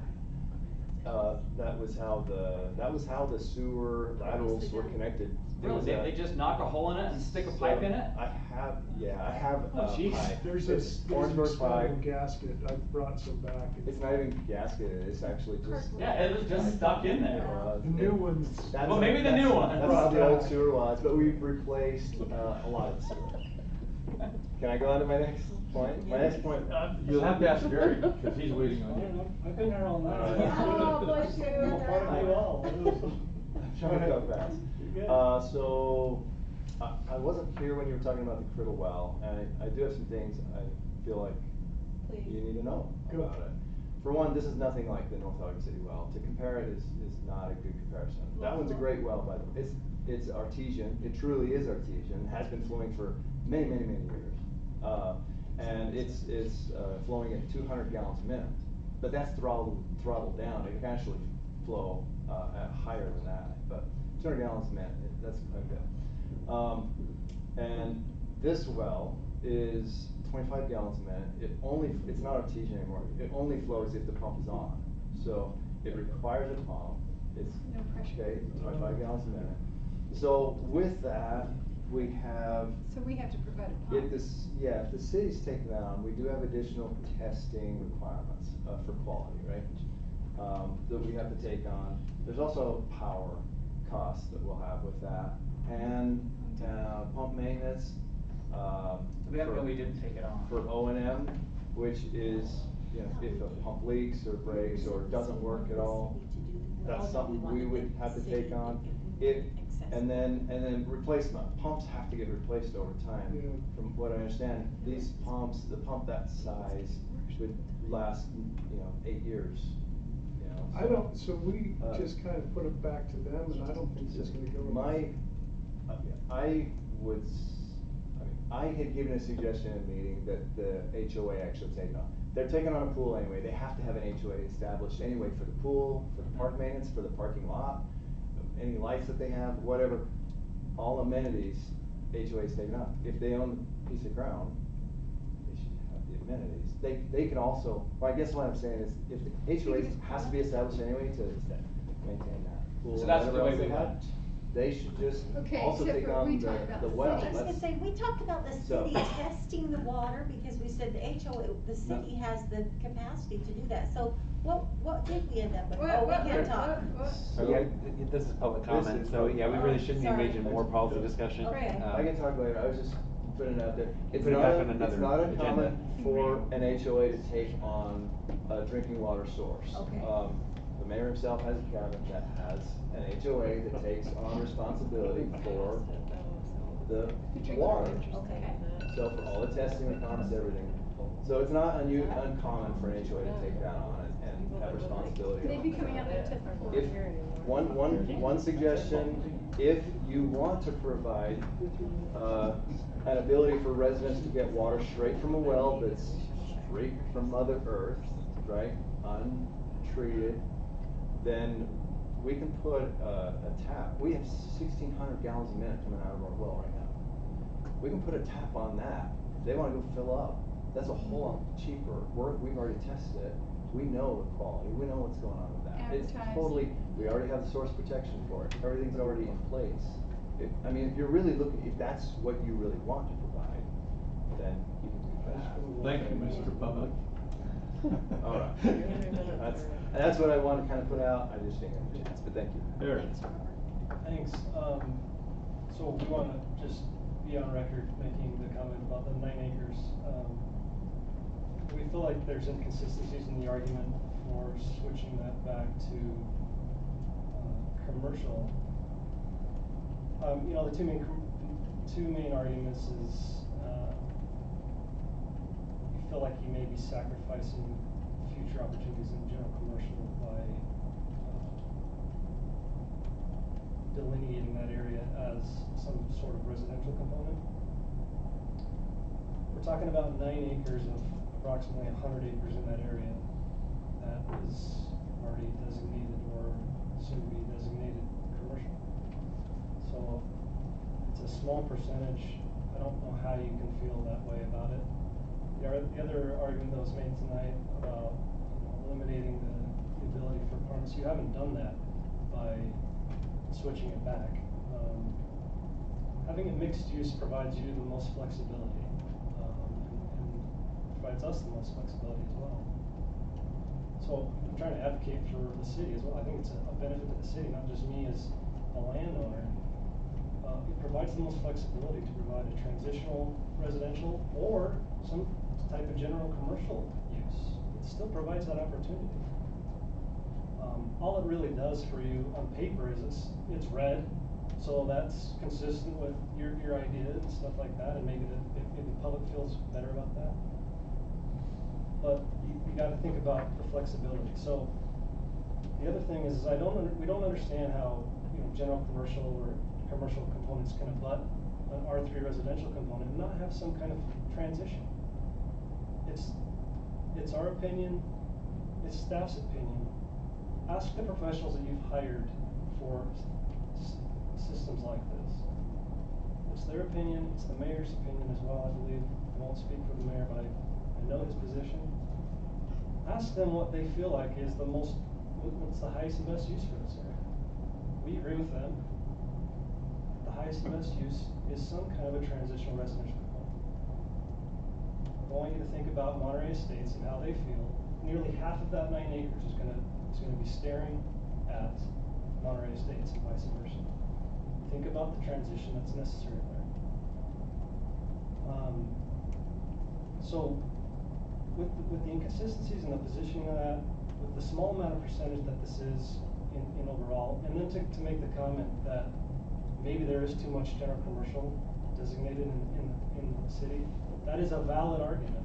The mayor feels that way, we feel that way. You need to take that into consideration. So with those inconsistencies and with us who, we've been very clear about our position, you know how we feel about this. We've made a substantial investment in the community. That's meant extreme economic growth and we've done good things. We feel like we've had a great partnership with you as a city in this. But we truly feel we're being treated unfairly on this finding. Like I said, we've been extremely clear. There's inconsistencies in why you're changing it. It's a small percentage of the total LDO. We're telling you that this is the highest and best use. Staff is saying this is the highest and best use. Why not get behind it? We don't understand why you can't get behind it. That's it. Thanks. Thank you. Council, I would like to now direct us back into our special meeting, leaving our recess to the work session. I would accept the motion to motion to move into closed session. Move into closed session. Thank you. Second. Have a second. All in favor? That's fine. Sorry, my knees are killing me, so. That's for the CTC. Get a land we gotta buy for the project. Is any of that? Thank you, Mayor, sorry. At this point, people right now, waiting. No, you can go. Okay, over to, I haven't seen it yet, thank you. I did want to run by what we talked about today about the